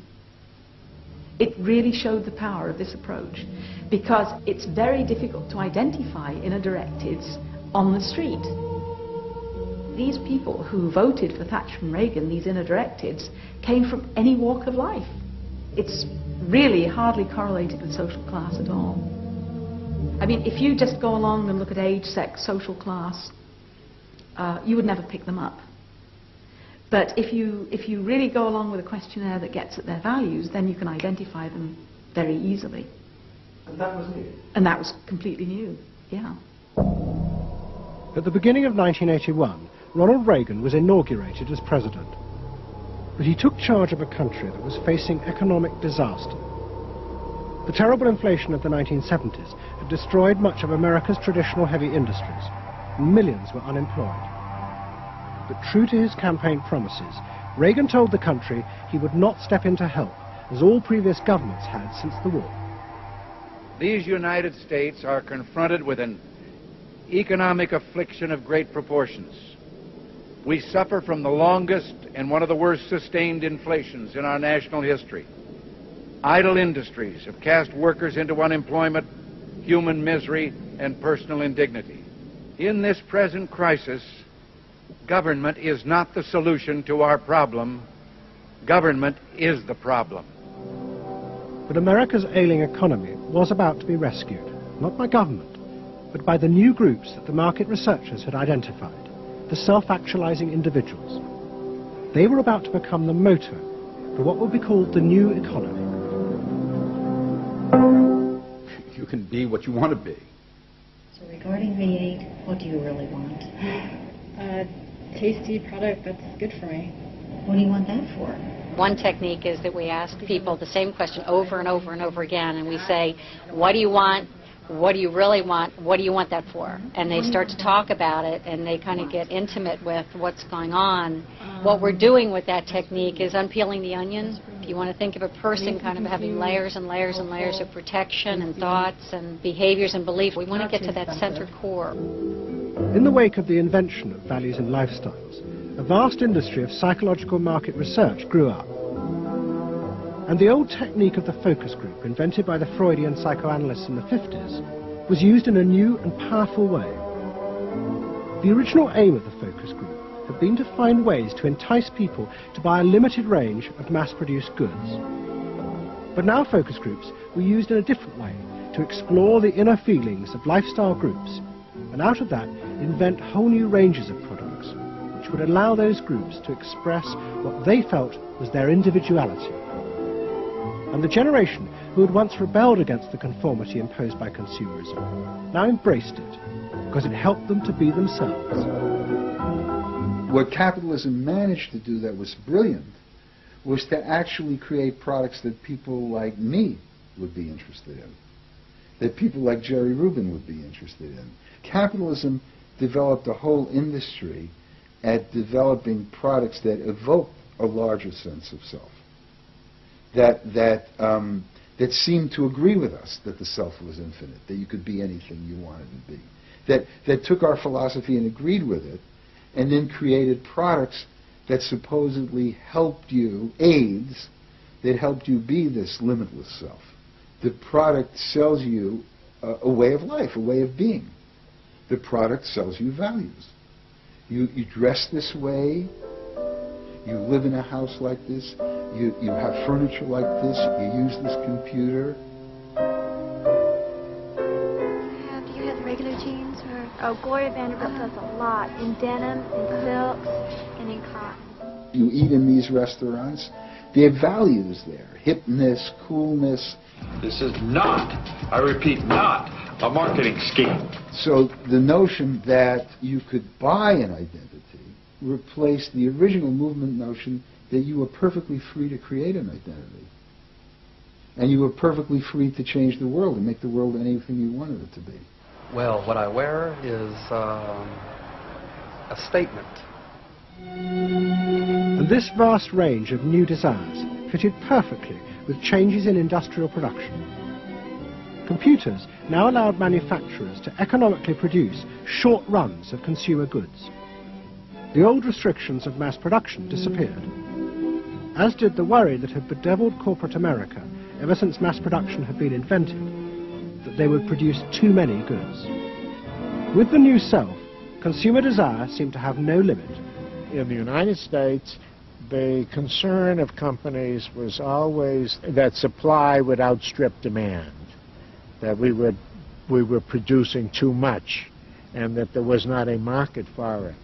You don't hear that kind of talk anymore, because you've gone from a conception of a market of limited needs, and if you fill them, they're filled, to a market of unlimited, ever-changing needs dominated by self-expressiveness, that products and services can satisfy in an endless variety of ways, and ways that change all the time. And consequently, economies have unlimited horizons. Out of this explosion of desire came what seemed a never-ending consumer boom that regenerated the American economy. The original idea had been that the liberation of the self would create new kinds of people, free of social constraint. That radical change had happened, but while the new beings felt liberated, they had become increasingly dependent for their identity on business. The corporations had realized that it was in their interests to encourage people to feel that they were unique individuals and then offer them ways to express that individuality. A world in which people felt they were rebelling against conformity was not a threat to business, but its greatest opportunity.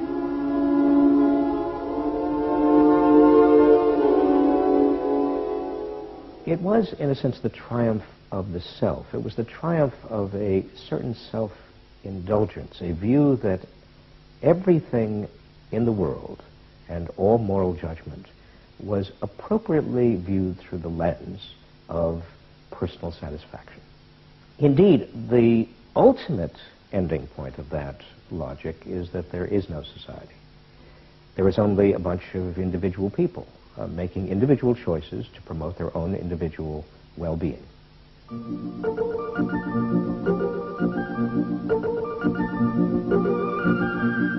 Next week's episode tells the story of how politicians on the left, in both Britain and America, turned to the techniques developed by business in order to regain power. But what they didn't realize is that what had worked for business would undermine the very basis of their political beliefs. They would find themselves trapped by the greedy desires of the new self.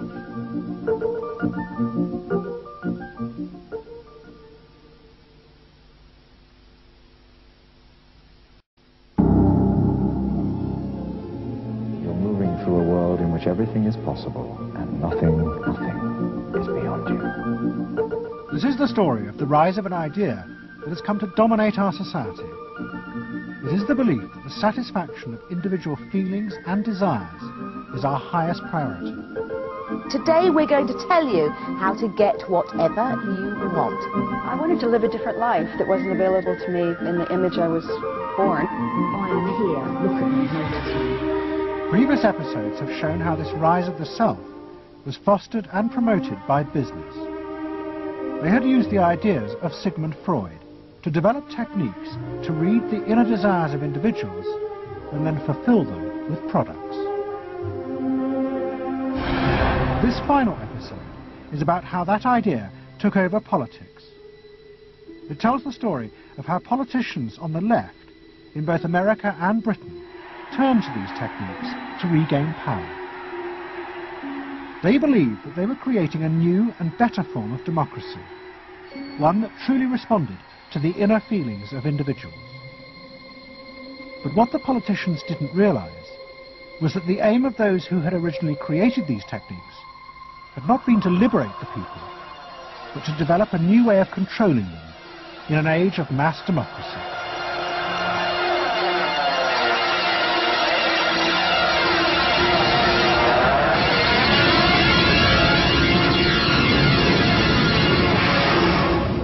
The roots of the story lie way back in the America of the 1920s with one man. He was called Edward Bernays, the nephew of Sigmund Freud.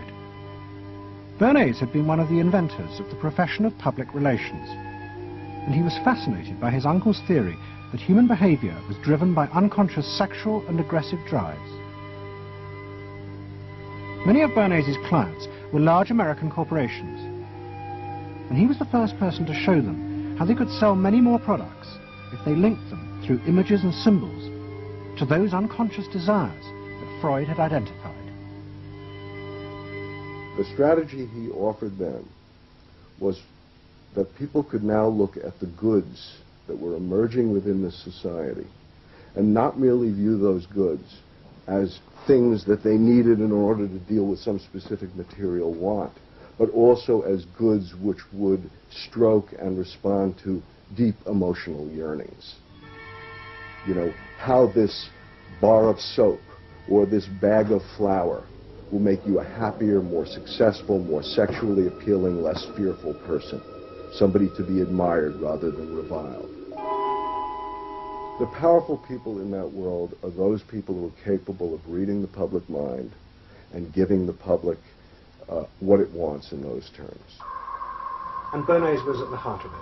Bernays was the guy who was the foremost articulator of the theories which were driving this new system. By the 1980s, Bernays' ideas had come of age. A vast industry had grown up in America, devoted to reading the inner desires of consumers. At its heart was the technique of the focus group. Previous episodes have shown how the focus group was invented by psychoanalysts employed by US corporations. The aim was to allow consumers to express their inner feelings and needs, just as patients did in psychoanalysis. The information was then used to promote and design new products that would fulfill those desires. And Edward Bernays, who was now nearly 100 years old, was celebrated as the founding father of this marketing world. Hi, Doctor. Good to see you. Come on up over here. There you go. Doctor, tell me again what the doctor is. What are we dealing with here? You're the father of public relations. What we're dealing with really is the concept that people will believe me more if you call me doctor. Oh, I see. So, that's a good idea. And Bernays' ideas and techniques were also about to conquer Britain in the 1980s. Unlike America, the ruling elites in Britain had always distrusted the idea of pandering to the masses. It was epitomised by the patrician elite who ran the BBC. Even as late as the 60s, popular programmes were referred to as ground bait. Their real job was to lure the viewers into watching the more serious programmes the elite knew was good for them. And market research reflected this attitude. Individuals were observed and classified by market researchers according to their social class, from A through C2, D and E.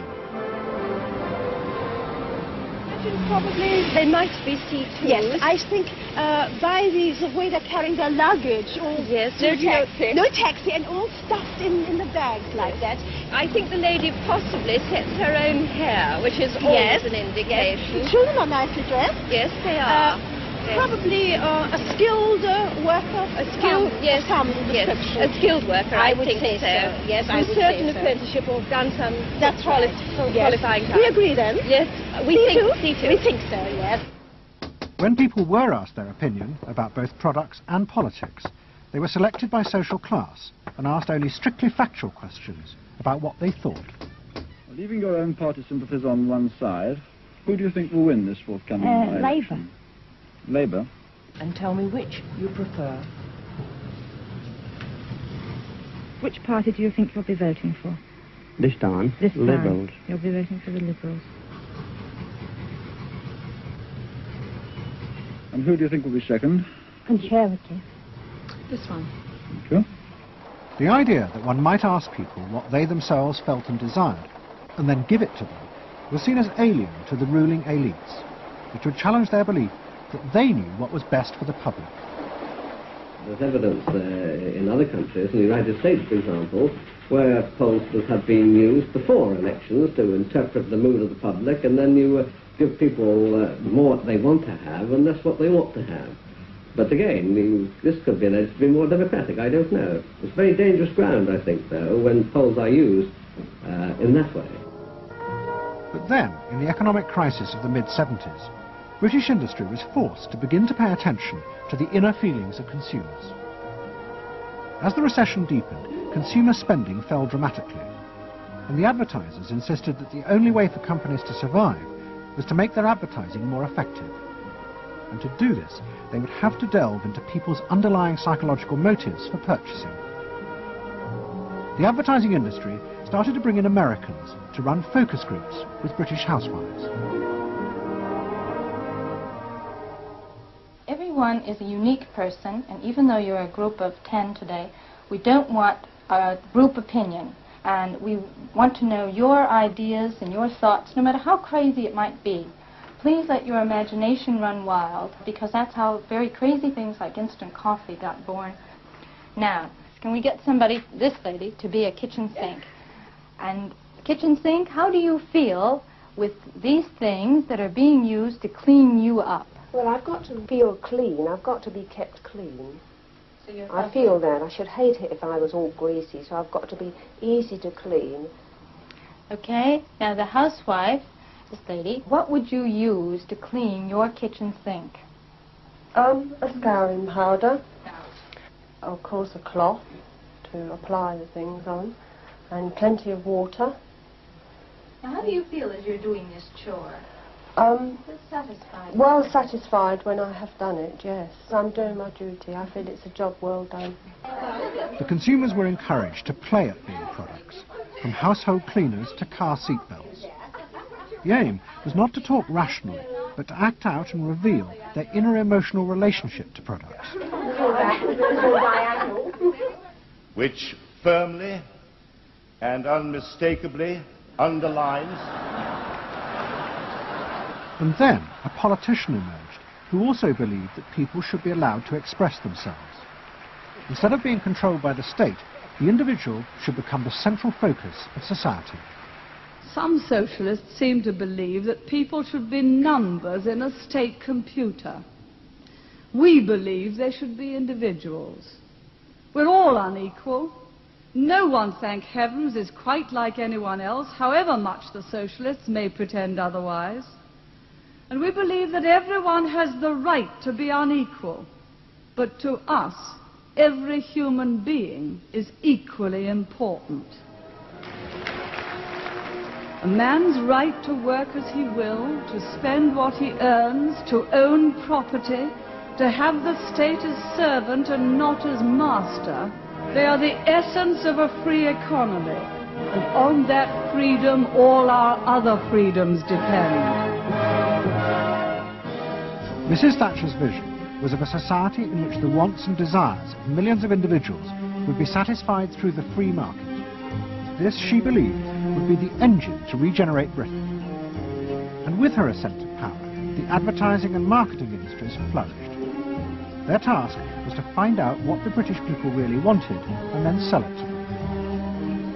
In this new climate, the focus group flourished. And those who ran them borrowed from the techniques of psychotherapy to delve ever deeper into people's feelings about products. We're trying to understand how people feel about brands, how they relate to brands. That is to say, what the brand's personality is as far as consumers are concerned. And there are a number of techniques which are very, very helpful for getting to that understanding. The consumer is given crayons to doodle, to express their feelings, to go inside their own head, pull out their feelings and somehow get them onto paper. And these are ordinary drinkers expressing their feelings about drinking Guinness. Here you see a rich, very female aspect of Guinness. So if you were describing a woman who somehow to you had that character, what sort of person is it? Paula Yates, who used to lay in bed, surrounded with magazines and chocolates like a 50s starlet. Out of this research, the marketeers began to detect a new individualism. In particular, among those who had voted Conservative for the first time in 1979. They no longer wanted to be seen as part of social classes, but to express themselves. And crucial to this were the products they chose to buy. We identified that there was this trend towards what might be called individualism, where people wanted to still be part of a crowd, but to express themselves as individuals within it, to have their own personalities, to be, I suppose, their own men. I didn't want to be the same as everybody else. I wanted it to be a little bit different, a little bit individual.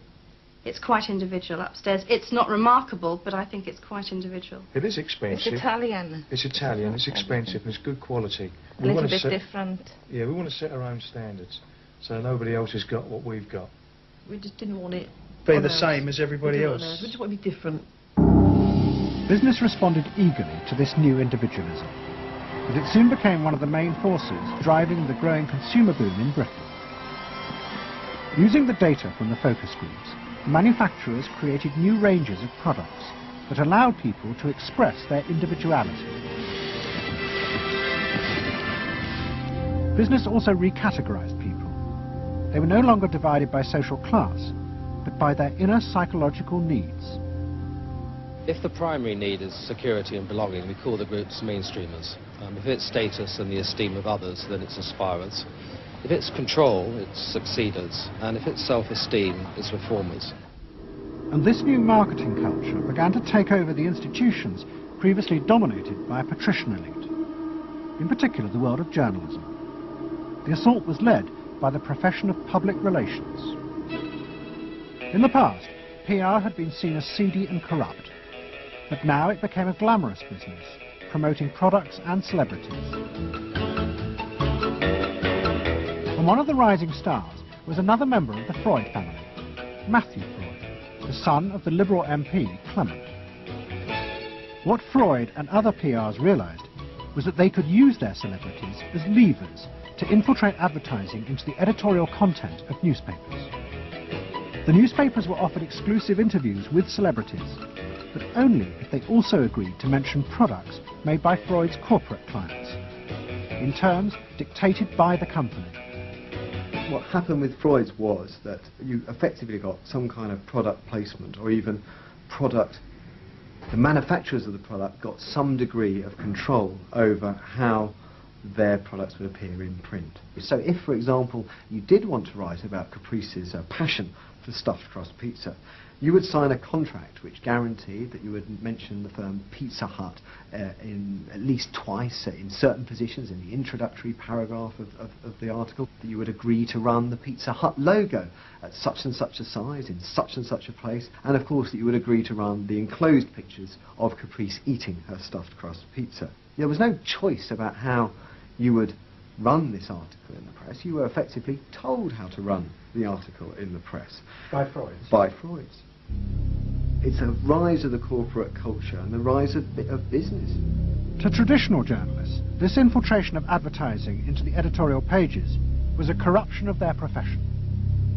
But to Mrs. Thatcher's allies, like Rupert Murdoch, who owned The Sun and The Times, it was part of a democratic revolution against an arrogant elite who had too long ignored the feelings of the masses. They hate to see someone communicating with the masses. They feel that newspapers, the written word, is not for the masses. That should be left to television, or perhaps to nobody. I'm very proud of The Sun. And The Sun was not represented tonight in your film. You just took page 3, which everyone seems so fascinated with. What about page 1, page 2, every other page of the paper? It was a typical piece of slanting and elitism by the BBC, who, after all, in order to get viewers for this program, put on a very sexy episode of Star Trek, which I was watching out in the room there. Oh, I don't think they put it on to get us viewers. I think we just are lucky to follow They try to carry viewers into these show programs. You know how it's done. By the late 80s, Mrs. Thatcher and her allies in advertising and the media had brought the desires of the individual to the centre of society. As last week's episode showed, it was the same transformation that President Reagan had brought about in America.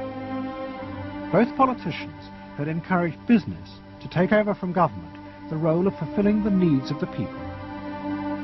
In the process, consumers were encouraged to see the satisfaction of their desires as the overriding priority.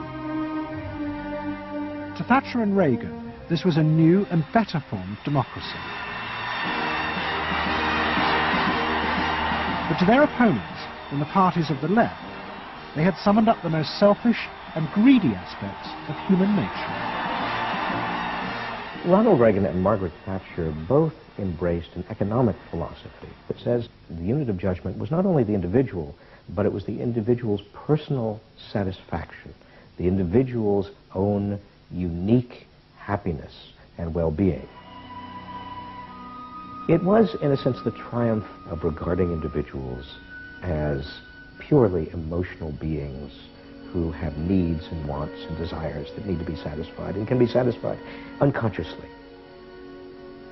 It goes way back to the early part of the 20th century, to Freud, to notions of the unconscious, the assumptions that we are, in terms of our rational minds, we're little corks bobbing around on this great sea of hopes and fears and desires of which we are only dimly aware. And that the role of a marketer, the role of somebody selling something, including a politician, is to appeal to this great swamp of desire, of unconscious desire. The left believed the opposite, that the way to create a better society was not to treat people as emotional, isolated individuals, but to persuade them to realize that they had common interests with others, to help them rise above their individual feelings and fears. Let me assert my firm belief that the only thing we have to fear is fear itself. Nameless, unreasoning, unjustified terror, which paralyzes needed efforts to convert retreat into advance.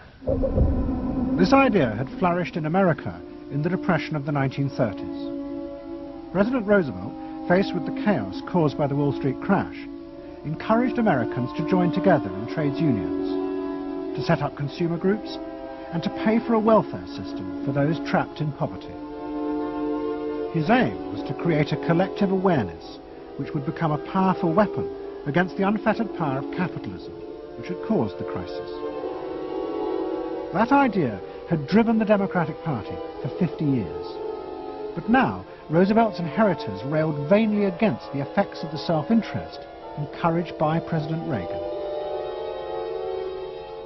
There is despair, Mr. President, in the faces that you don't see. Maybe, Mr. President, if you stopped in at a shelter in Chicago and spoke to the homeless there. Maybe, Mr. President, if you asked a woman who had been denied the help she needed to feed her children because you said you needed the money for a tax break for a millionaire or for a missile we couldn't afford to use. The worst thing Ronald Reagan did was to make the denial of compassion respectable. He said, you've worked hard, you've made your money. You shouldn't have to feel guilty about refusing to throw it away on people who choose to be homeless and who choose not to work. That's what he said. He said it with an elegance and a kind of benign aspect that disguised its harshness. You think we can do anything about it? Well, why not? If we can work together now to look after the lives of the people here, I don't see why we couldn't work together afterwards to clear up the mess and help build a better world in which these things can't possibly happen. The qualities we've learned from comradeship and common suffering are not going to be wasted after this war. It's out of experience like ours that the new world will be built.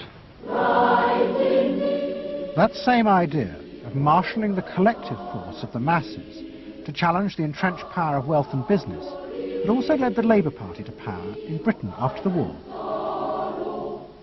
But in the 80s, Labour, like the Democrats in America, lost election after election, as millions who had once voted for them switched their allegiance to the Conservatives. There it is, going blue just about everywhere, sweeping the country. The rural parts of Britain now have gone blue. For they are the party of yesterday, and tomorrow is ours. In the face of this, a growing number within the Labour Party became convinced that if they were ever to regain power, Labour would have to come to terms with the new individualism. One of them was an advertising executive called Philip Gould, who had been a lifelong Labour supporter. Gould believed that Labour's leadership had become corrupted by the same patrician arrogance that dominated all Britain's institutions. They denigrated and disapproved of the new aspirations of working-class voters. Labour stopped listening to these people. And I remember the best example of this was after the election of 1983, which was the election above all, where the people's voices just were not heard. And I had dinner with a leading Labour Party figure who'd been involved in the defeat, heavily involved in the defeat, and his wife said, God, these working class people, they just, we give them education, we give them chances in life, what do? They read the Sun and they just don't vote for us. And there was such a gap between these people just trying to make lives for themselves, better lives for themselves, and the kind of elitism of the Labour Party that was just such a chasm that had to be filled. Gould became part of a small group of modernisers centred around Peter Mandelson. Their aim was to reconnect Labour with the lost voters. To do this, Gould turned to the technique he knew well from his work in advertising, the focus group. Gould commissioned focus groups in suburban areas across the country with small groups of voters who had switched to Mrs. Thatcher. People were encouraged not to talk rationally about policies, but to express their underlying feelings.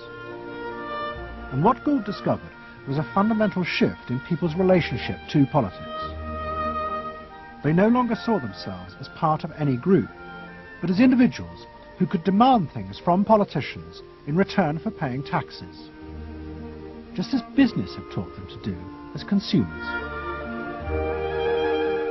And I found that people had become consumers. People now wanted to have you know, politics and life on their own terms. I mean, not just in politics, but in all aspects of life too. People see themselves as they are, as autonomous, powerful individuals who are entitled to be respected, who are entitled to have the best, not just in, you know, going to Tesco's or wherever, but the best in terms of health and in education too. All this was about getting the Labour Party to understand that people really, really, really had changed, and the Labour Party had not, and unless the Labour Party changed, it would not win.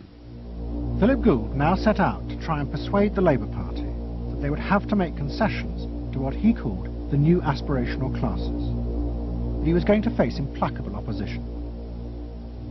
In the run-up to the 1992 election, Gould argued that the only way to win was for Labour to promise not to put up taxes. But the Shadow Chancellor, John Smith, angrily refused. Labour would stick to its fundamental policies. They would fight the election with the promise of tax increases to create a fairer society. And as the campaign began, it seemed as if Philip Gould was wrong.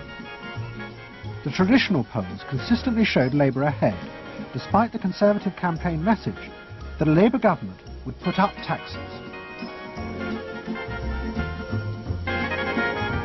Even the Conservatives' oldest allies in the press became convinced that by harping on about tax, the Conservatives were cutting their own throats. So the worry about the Tories must be that they're not at the moment conveying a sense of grip and being in control. And unless they can do better than that, I think they're going to lose.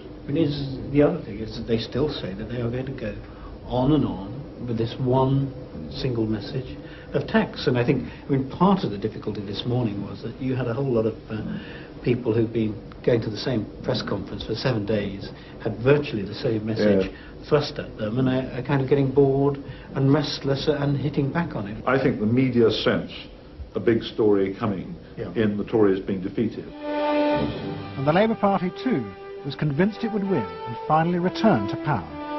It's now time to meet the men and women who will form the next government. Labour Chancellor of the Exchequer, John Smith. And now, it is time for the next Prime Minister, Neil Kinnock. Those running Labour's campaign believed that by modern presentation they would attract back the voters, yet keep the old policies. But Philip Gould was convinced that Labour were going to lose. Through his focus groups, he knew that the very people who were telling the traditional pollsters they would vote Labour were in reality preparing to vote Conservative out of self-interest. But they were too embarrassed to admit it. And John Major also knew this, because his focus groups were telling him the same thing. What do you make of the poll which puts Labour 5 points ahead? Sir, one to the Daily Mail, sir. Feel out in the streets that matters. It's feeling good on the streets, is it? It is feeling good on the streets, yes. It has been feeling surprisingly good on the streets for some time. Quite surprisingly, quite out of line with opinion polls. Don't ask me to explain it, but it feels all right. Sir? Anyway, come on. No, lads, you must sit down. We're waiting to go. John Major's victory in 1992 was a disaster for the Labour Party. The small group of reformers centred around Peter Mandelson and Philip Gould were convinced that the only way for the party to survive was to change its basic policies. But their ideas were rejected by John Smith, who had now become leader. Philip Gould left Britain to go to work for the campaign to elect Bill Clinton president in America. The 1992 election, during it and afterwards, people felt under great strain and really did feel demoralised and dejected. And then to go from this to the Clinton campaign, it was an extraordinary experience, because here suddenly I found articulated many of the ideas that I'd had but not fully myself been able to encapsulate or to articulate. If you want a president who will restore the middle class, reclaim the future for the middle class, and restore the American dream, vote for Bill Clinton in New Hampshire and send a signal to the country that we are coming together. What Gould discovered was that, like the Labour Party, the Democrats had also been doing focus groups with swing voters. The difference was that Bill Clinton had decided to tailor his policies to fit with these voters' desires. Above all, with their ferocious belief that they should only pay tax for things that benefited them, not for the welfare of others.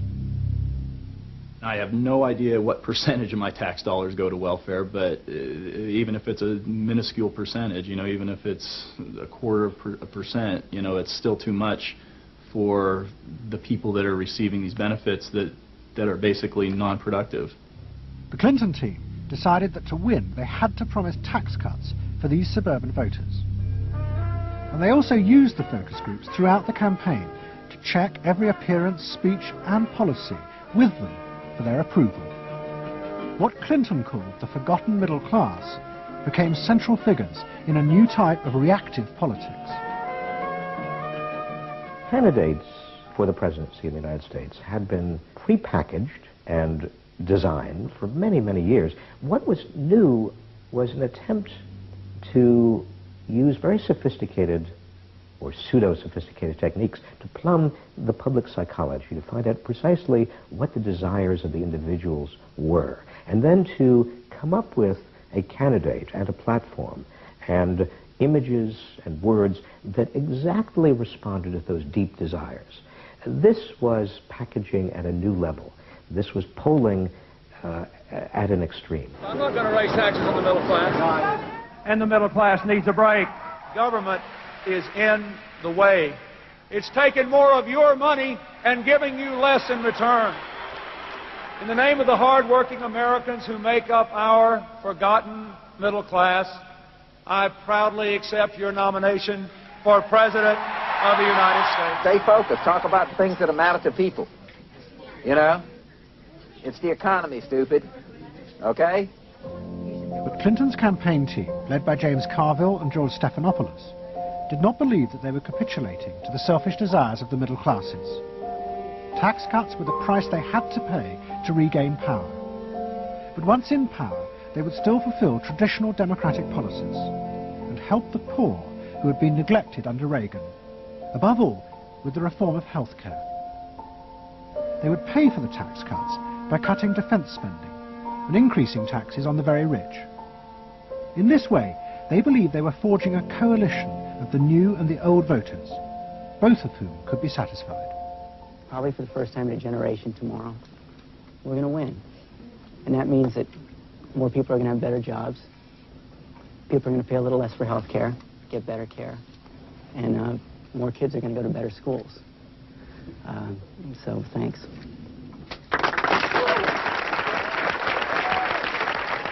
But the Democrats' optimism was to be short-lived. In November 1992, Clinton was triumphantly elected president. But within weeks, his administration discovered that the budget deficit was far greater than they had anticipated. At a meeting in the White House in January 1993, the head of the Federal Reserve told them that the deficit was nearly $300 billion. There was no way they could borrow any more without panicking the markets and causing a crisis. The only way to pay for the proposed tax cuts would be to cut government spending, not just on defense, but on welfare.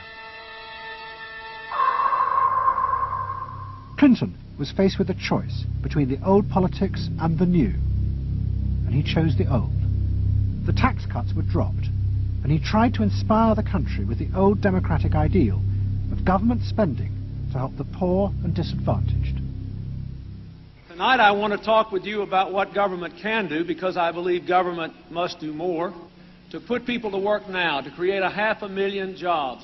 Jobs to rebuild our highways and airports, to renovate housing, to bring new life to rural communities and spread hope and opportunity among our nation's youth. Healthcare reform sounds like a great idea to me. Well, I know, but some of these details sure scare the heck out of me. Like what?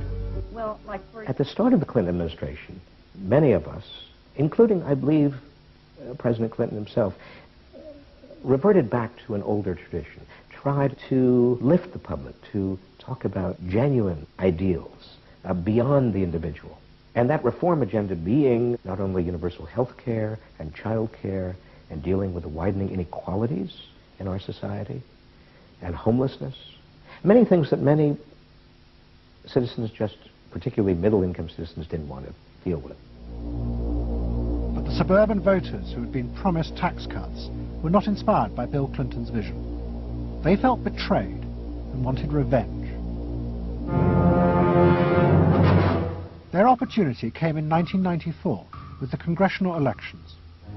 The Republicans, led by Newt Gingrich, promised huge tax cuts and to dismantle the welfare system.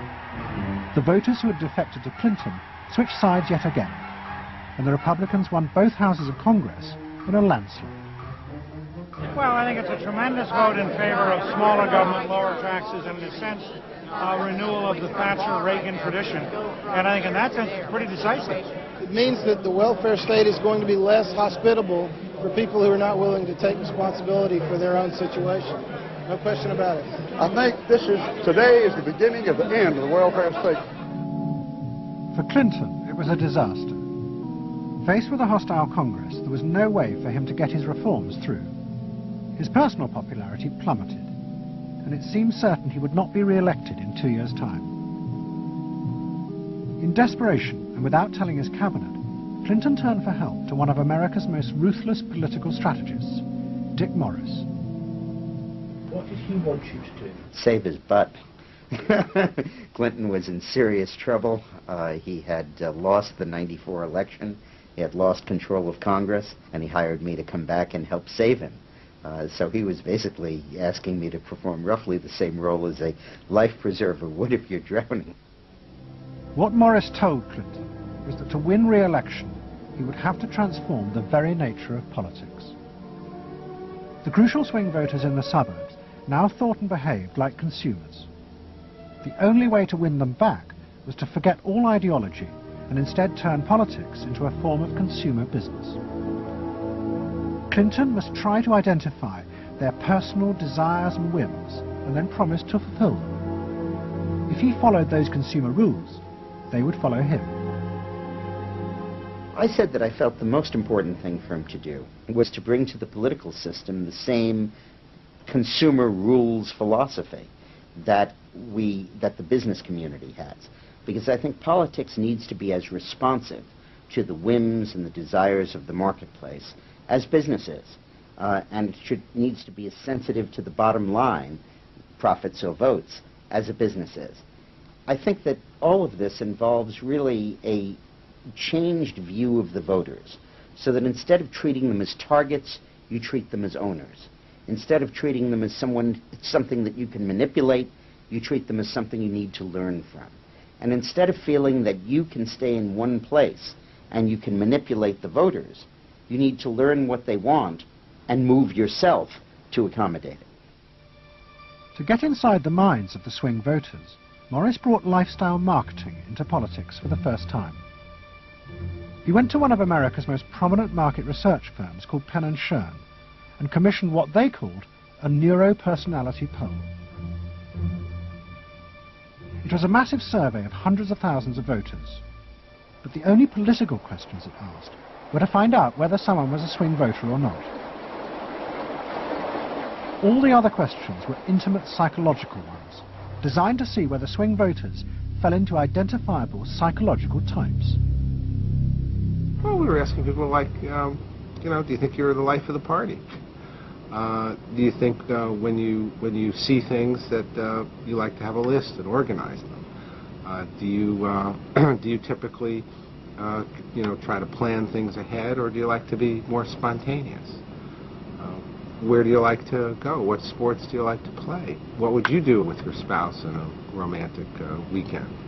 So we were asking people some very personal questions about their own lives, to try to see were the kinds of people that were likely to change their vote also possessing of certain kinds of personality traits. And in fact, they were. The neuropersonality poll allowed the Clinton team to segment swing voters into different lifestyle types. They were given names like pools and patios, or caps and gowns, who were urban intellectuals living in university towns. From this, the team could identify ways in which they could make individuals feel more secure in their chosen lifestyles, just as business had learned to do with products. Dick Morris called it small bore politics, tiny details of people's lives and personal anxieties which politics had never even thought about or noticed before. but which now had become the key to winning power. It was an America that focused on day-to-day practical concerns. Should I wear seatbelts? Should I stop smoking? Should I wear a school uniform? Is my neighborhood being protected? It was not so much a new individualism as the social order as we had known it had broken down. So we got into people's heads, understood their psychology about lifestyle, about values, what they thought was important, what issues they wanted politicians, and particularly the president, to address. And these issues proved to be very, very different from what the conventional wisdom had suggested. As the election campaign began, Clinton revealed Morris's new approach to a shocked White House. All traditional policies were to be dropped. Instead, he would concentrate exclusively on policies that targeted the worries of the swing voters. V-chips would be fitted into televisions to prevent children from watching pornography. And mobile phones would be fitted into school buses to make parents feel more secure. Dick Morris also persuaded the president to spend his leisure time in the same way as particular groups of swing voters.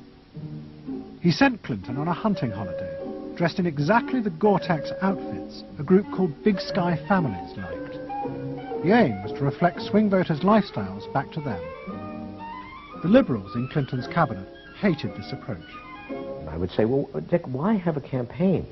This was the 1996 campaign. If all the president is going to do is offer up these little bite-sized miniature initiatives that appeal to people's desires, like consumers, buying soap, V-chips that you could put in your televisions so you could make sure that your children did not have pornography, and school uniforms.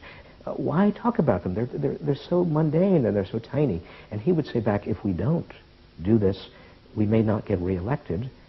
And I would say, what's the point of getting reelected if you have no mandate to do anything when you're reelected? And he'd say, what's the point of having a mandate if you can't get reelected? Isn't the ultimate goal getting reelected? But Morris's new politics were an extraordinary success. Clinton's ratings among the swing voters began to soar. And Dick Morris, along with the marketeer Mark Penn, took effective charge of making White House policy. Mark Penn set up a huge call center in an office block in Denver. And every night, hundreds of telephone operators called swing voters in suburbs across the country to check with them every detail of policies that Clinton was proposing. The policy was made by a group of people manning telephones in Denver, Colorado, placing calls to voters in places like Westchester and Pasadena, and asking them what they wanted from their government, and asking them very specifically about specific policies that Bill Clinton was considering. Would you be more likely to support him if he offered this particular government service, or if he offered that one? Those people told them what they thought. Mark Penn transmitted that to Bill Clinton, and it came out of his mouth. So essentially it was suburbanite voters. Suburban voters in the 90s were creating American domestic policy, and some of its foreign policy as well. Right. Yeah, Mark Penn was polling on questions like whether we should bomb in Bosnia, things like that. Morris also insisted that Clinton make a symbolic sacrifice of the old politics to convince the swing voters to trust him. In August 1996, Clinton signed a bill which ended the system of guaranteed help for the poor and unemployed. Welfare would be cut back after 2 years in order to force people into work. The new system was called welfare to work, and would, he said, be a hand up, not a handout.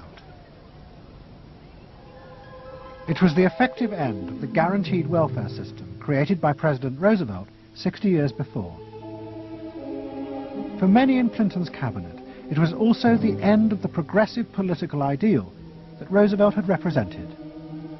The belief that one used a position of leadership to persuade the voters to think and behave as social beings, not as self-interested individuals. Dick Morris and the pollsters had won.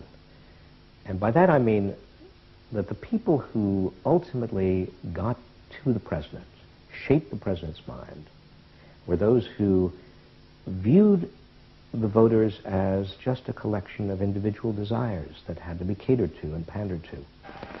It suggests that democracy is nothing more, and should be nothing more, than pandering to these unthought about, very primitive desires. Primitive in the sense that they are not even necessarily conscious, just what people want in terms of satisfying themselves. And the same triumph of the politics of the self was about to happen in Britain too. In 1994, Tony Blair had become the leader of the Labour Party, and the reforming group centred around Peter Mandelson became all-powerful. Almost every night, Philip Gould ran focus groups with swing voters in the suburbs. But this time he was listened to, and the desires and the fears of the new aspirational classes became the central force shaping Labour Party policies. In that period, I was talking to people who used to vote Conservative and were considering voting Labour, and they wanted understood that they are financially pressed and that there are limits to the extent to which taxation can be improved. They think that crime is an issue that matters to them and should be respected. They want welfare to go to people who deserve welfare, not to people who do not. This was seen of by many in the Labour Party as selfish. I never saw that it was selfish. I believe that a dad or a mum doing their best for their family isn't selfish. They're just doing their best for their family, and that's what people do. A crackdown on those who make life hell in their local neighbourhoods through noise or disturbance. Law and order is a Labour issue today. Philosophy of campaigning is, let's concentrate on swing voters, let's focus group them to find out what they want and what will appeal to them, and let's just relentlessly push those themes in the election. Something is happening to you. After promising to put money in your pocket, the Conservatives are quietly taking it away. Philip Gould was crucial because he gave the raw material, if you like, for these politicians to do this kind of politics. In that when he came up with stuff, they'd follow it, pretty much without exception. Blair himself would pore over these sort of 12-page memos and say, well, this is what we must do. We want people to earn more, to consume the good things of life. We want people to pay lower taxes. Gordon Brown says the Labour government would hold the main tax rates unchanged. The Labour government will not increase the basic rate of tax. I want to make it clear that I will not increase tax. In fact, the Labour Party does stand for middle England. Those that aspire to do better, to get on in life, and be ambitious for themselves and their families will do better with Labour. Groups of 8 people drinking wine and nibbling, Cheerios, what they thought determined effectively everything that the Labour Party did. And although those running the campaign liked to portray the new approach as their invention, it was in fact copied from the Americans, even down to the phrases that the American marketeers had tested on their swing voters. Peter Mandelson and his team were in the United States watching what we did and copied almost verbatim our approach in their 1997 campaign. The benefit system should be about giving people a hand up, not just a handout. Mandelson's not a fool if he's anything. He saw something that worked, so why not do it? And I can remember reading their manifesto and saying to myself, they just took it lock, stock, and barrel. On one hand you're proud, and on another hand, bitch. And as in America, Labour was forced to drop policies that would not directly benefit the swing voters, even if it meant sacrificing its fundamental principles. The commitment to public control of industry, which was enshrined as Clause 4 of the party constitution, was dropped. The aim of Clause 4 had been to use the collective power of the people to challenge the unfettered greed of business. But now, Tony Blair was faced with crucial voters who no longer saw themselves as exploited by the free market. They saw themselves as individual consumers who were fulfilled and given identity by what business delivered them. The new Clause 4 promised not to control the free market, but to let it flourish. Business is more powerful than government. It is quicker, it is more creative. Business is the lifeblood of the country. From this come all the benefits that society needs: employment, investment. I think, frankly, there is only one party getting business right, and that's New Labour. What New Labour did suits people who exert power in society not through the political system, or not through the democratic political system. So it suits big business, and it suits entrenched interest, and it suits the status quo. You know, those three things, of course, just off the top of my head, being the things that the Labour Party is supposed to be, you know, a counterforce to. What that means is big business get to carry on exerting their power behind the scenes, getting their way, because there's no countervailing pressure. Countervailing pressure isn't going to come from, you know, 8 people sipping wine in Kettering. Here he goes, turning an awful lot of other blue seats red as well.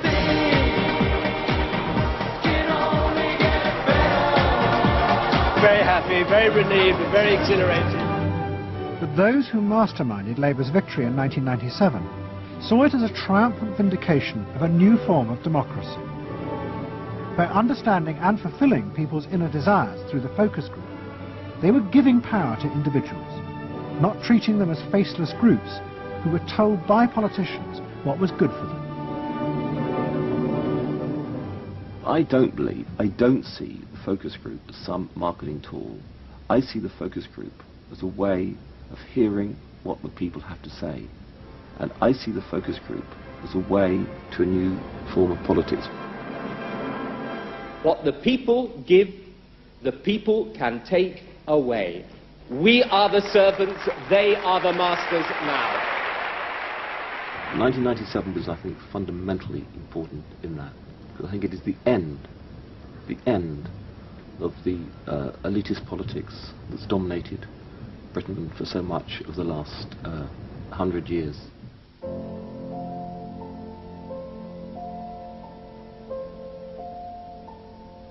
In 1939, Edward Bernays, Sigmund Freud's nephew, created a vision of a future world in which the consumer was king. It was at the World's Fair in New York, and Bernays called it Democracity. It was one of the earliest and most dramatic portrayals of a consumerist democracy, a society in which the needs and desires of individuals were read and fulfilled by business and the free market. The World's Fair created a spectacle in which all of these concerns were met, and they were met by Westinghouse and General Motors and the American Cash Register Company, and company after company presented itself as this sort of centerpiece of a society in which human desire and human want and human anxiety would all be responded to and would all be met purely through the free enterprise system. There was this sort of notion that the free market was something that was not guided by ideologies or by political power. It was something that simply was guided by the people's will. This was the model of democracy that both New Labour and the American Democrats had bought into in order to regain power. They had used techniques developed by business to read the desires of consumers, and they had accepted Bernays' claim that this was a better form of democracy. But in reality, the World's Fair had been an elaborate piece of propaganda designed by Bernays for his clients, the giant American corporations. Privately, Bernays did not believe that true democracy could ever work. He had been profoundly influenced in this by his uncle's theories of human nature. Freud believed that individuals were not driven by rational thought, but by primitive, unconscious desires and feelings. And Bernays believed that this meant it was too dangerous to let the masses ever have control over their own lives. And consumerism was a way of giving people the illusion of control, while allowing a responsible elite to continue managing society.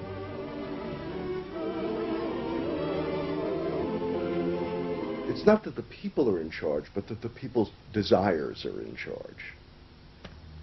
The people are not in charge. The people exercise no decision-making power within this environment. So democracy is reduced from something which assumes an active citizenry to something which now increasingly is predicated on the idea of the public as passive consumers, the public as people who essentially what you're delivering them are doggy treats. The problem for New Labour was that it believed the propaganda. They took at face value the idea promoted by business that the systems invented to read the consumer's mind could form the basis for a new type of democracy. Once in power, New Labour tried to govern through a system that Philip Gould called continuous democracy. But what worked for business in designing products led the Labour government into a bewildering maze of contradictory whims and desires. For much of Labour's first term, the focus groups said that the railways were not a high priority, and Labour's policies faithfully reflected this. But now, those same groups are blaming the government for not having invested more money sooner in the railways. The point about focus group politics is that there isn't one because people are contradictory and irrational, and so you have a problem in terms of deciding what you're going to do if all you do is actually listen to a mass of individual opinions that are forever fluctuating and don't really have any coherence, and crucially are not set in context. So that's why people can say, you know, I want lower taxes and better public services. Of course they do. You know, if you say, do you want to pay more taxes to get better public services, people are less sure. They then don't believe that if they do pay more taxes, they will be spent on better public services. So you end up in this quagmire where, you know, the truth is a politician has to say, look, this is what I believe. I believe that you should pay slightly more taxes to make better public services, and I pledge that I'm competent enough to actually use that money wisely. Do you want that? Vote for me, yes or no. And that's what Blair has failed to do. Tony Blair turns around and sort of tries to feed back to them what they already believe, and given what they believe is sort of a load of individual, incoherent, contradictory nonsense, that's all he has to offer. And then he wonders why people don't get him. You know, the answer they don't get him is because they're looking for someone to do something that they can't do themselves, which is actually come up with a coherent political opinion that they might have faith in. New Labour are faced with a dilemma. The system of consumer democracy that they have embraced has trapped them into a series of short-term and often contradictory policies. There are now growing demands that they fulfill a grander vision, that they use the power of government to deal with the problems of growing inequality and the decaying social fabric of the country. But to do this, they will have to appeal to the electorate to think outside their own self-interest. And this would mean challenging the now dominant Freudian view of human beings as selfish, instinct-driven individuals, which is a concept of human beings that has been fostered and encouraged by business because it produces ideal consumers. Although we feel we are free, in reality, we, like the politicians, have become the slaves of our own desires. We have forgotten that we can be more than that there are other sides to human nature. Fundamentally, here we have two different views of human nature and of democracy. You have the view that people are irrational, that they are bundles of unconscious emotion. That comes directly out of Freud. And businesses are very able to respond to that. That's what they have honed their skills doing. That's what marketing is really all about. What are the symbols, the music, the images, the words that will appeal to these unconscious feelings? Politics must be more than that. Politics and leadership are about engaging the public in a rational discussion and deliberation about what is best, and treating people with respect in terms of their rational abilities to debate what is best. If it's not that, if it is Freudian, if it is basically a matter of appealing to the same basic unconscious feelings that business appeals to, then why not let business do it? Business can do it better. Business knows how to do it. Business, after all, is in the business of responding to those feelings.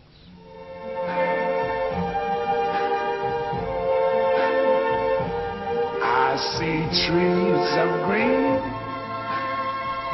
red roses too. I see them bloom for me and you and I think to myself, what a wonderful world. As I think to myself, what a wonderful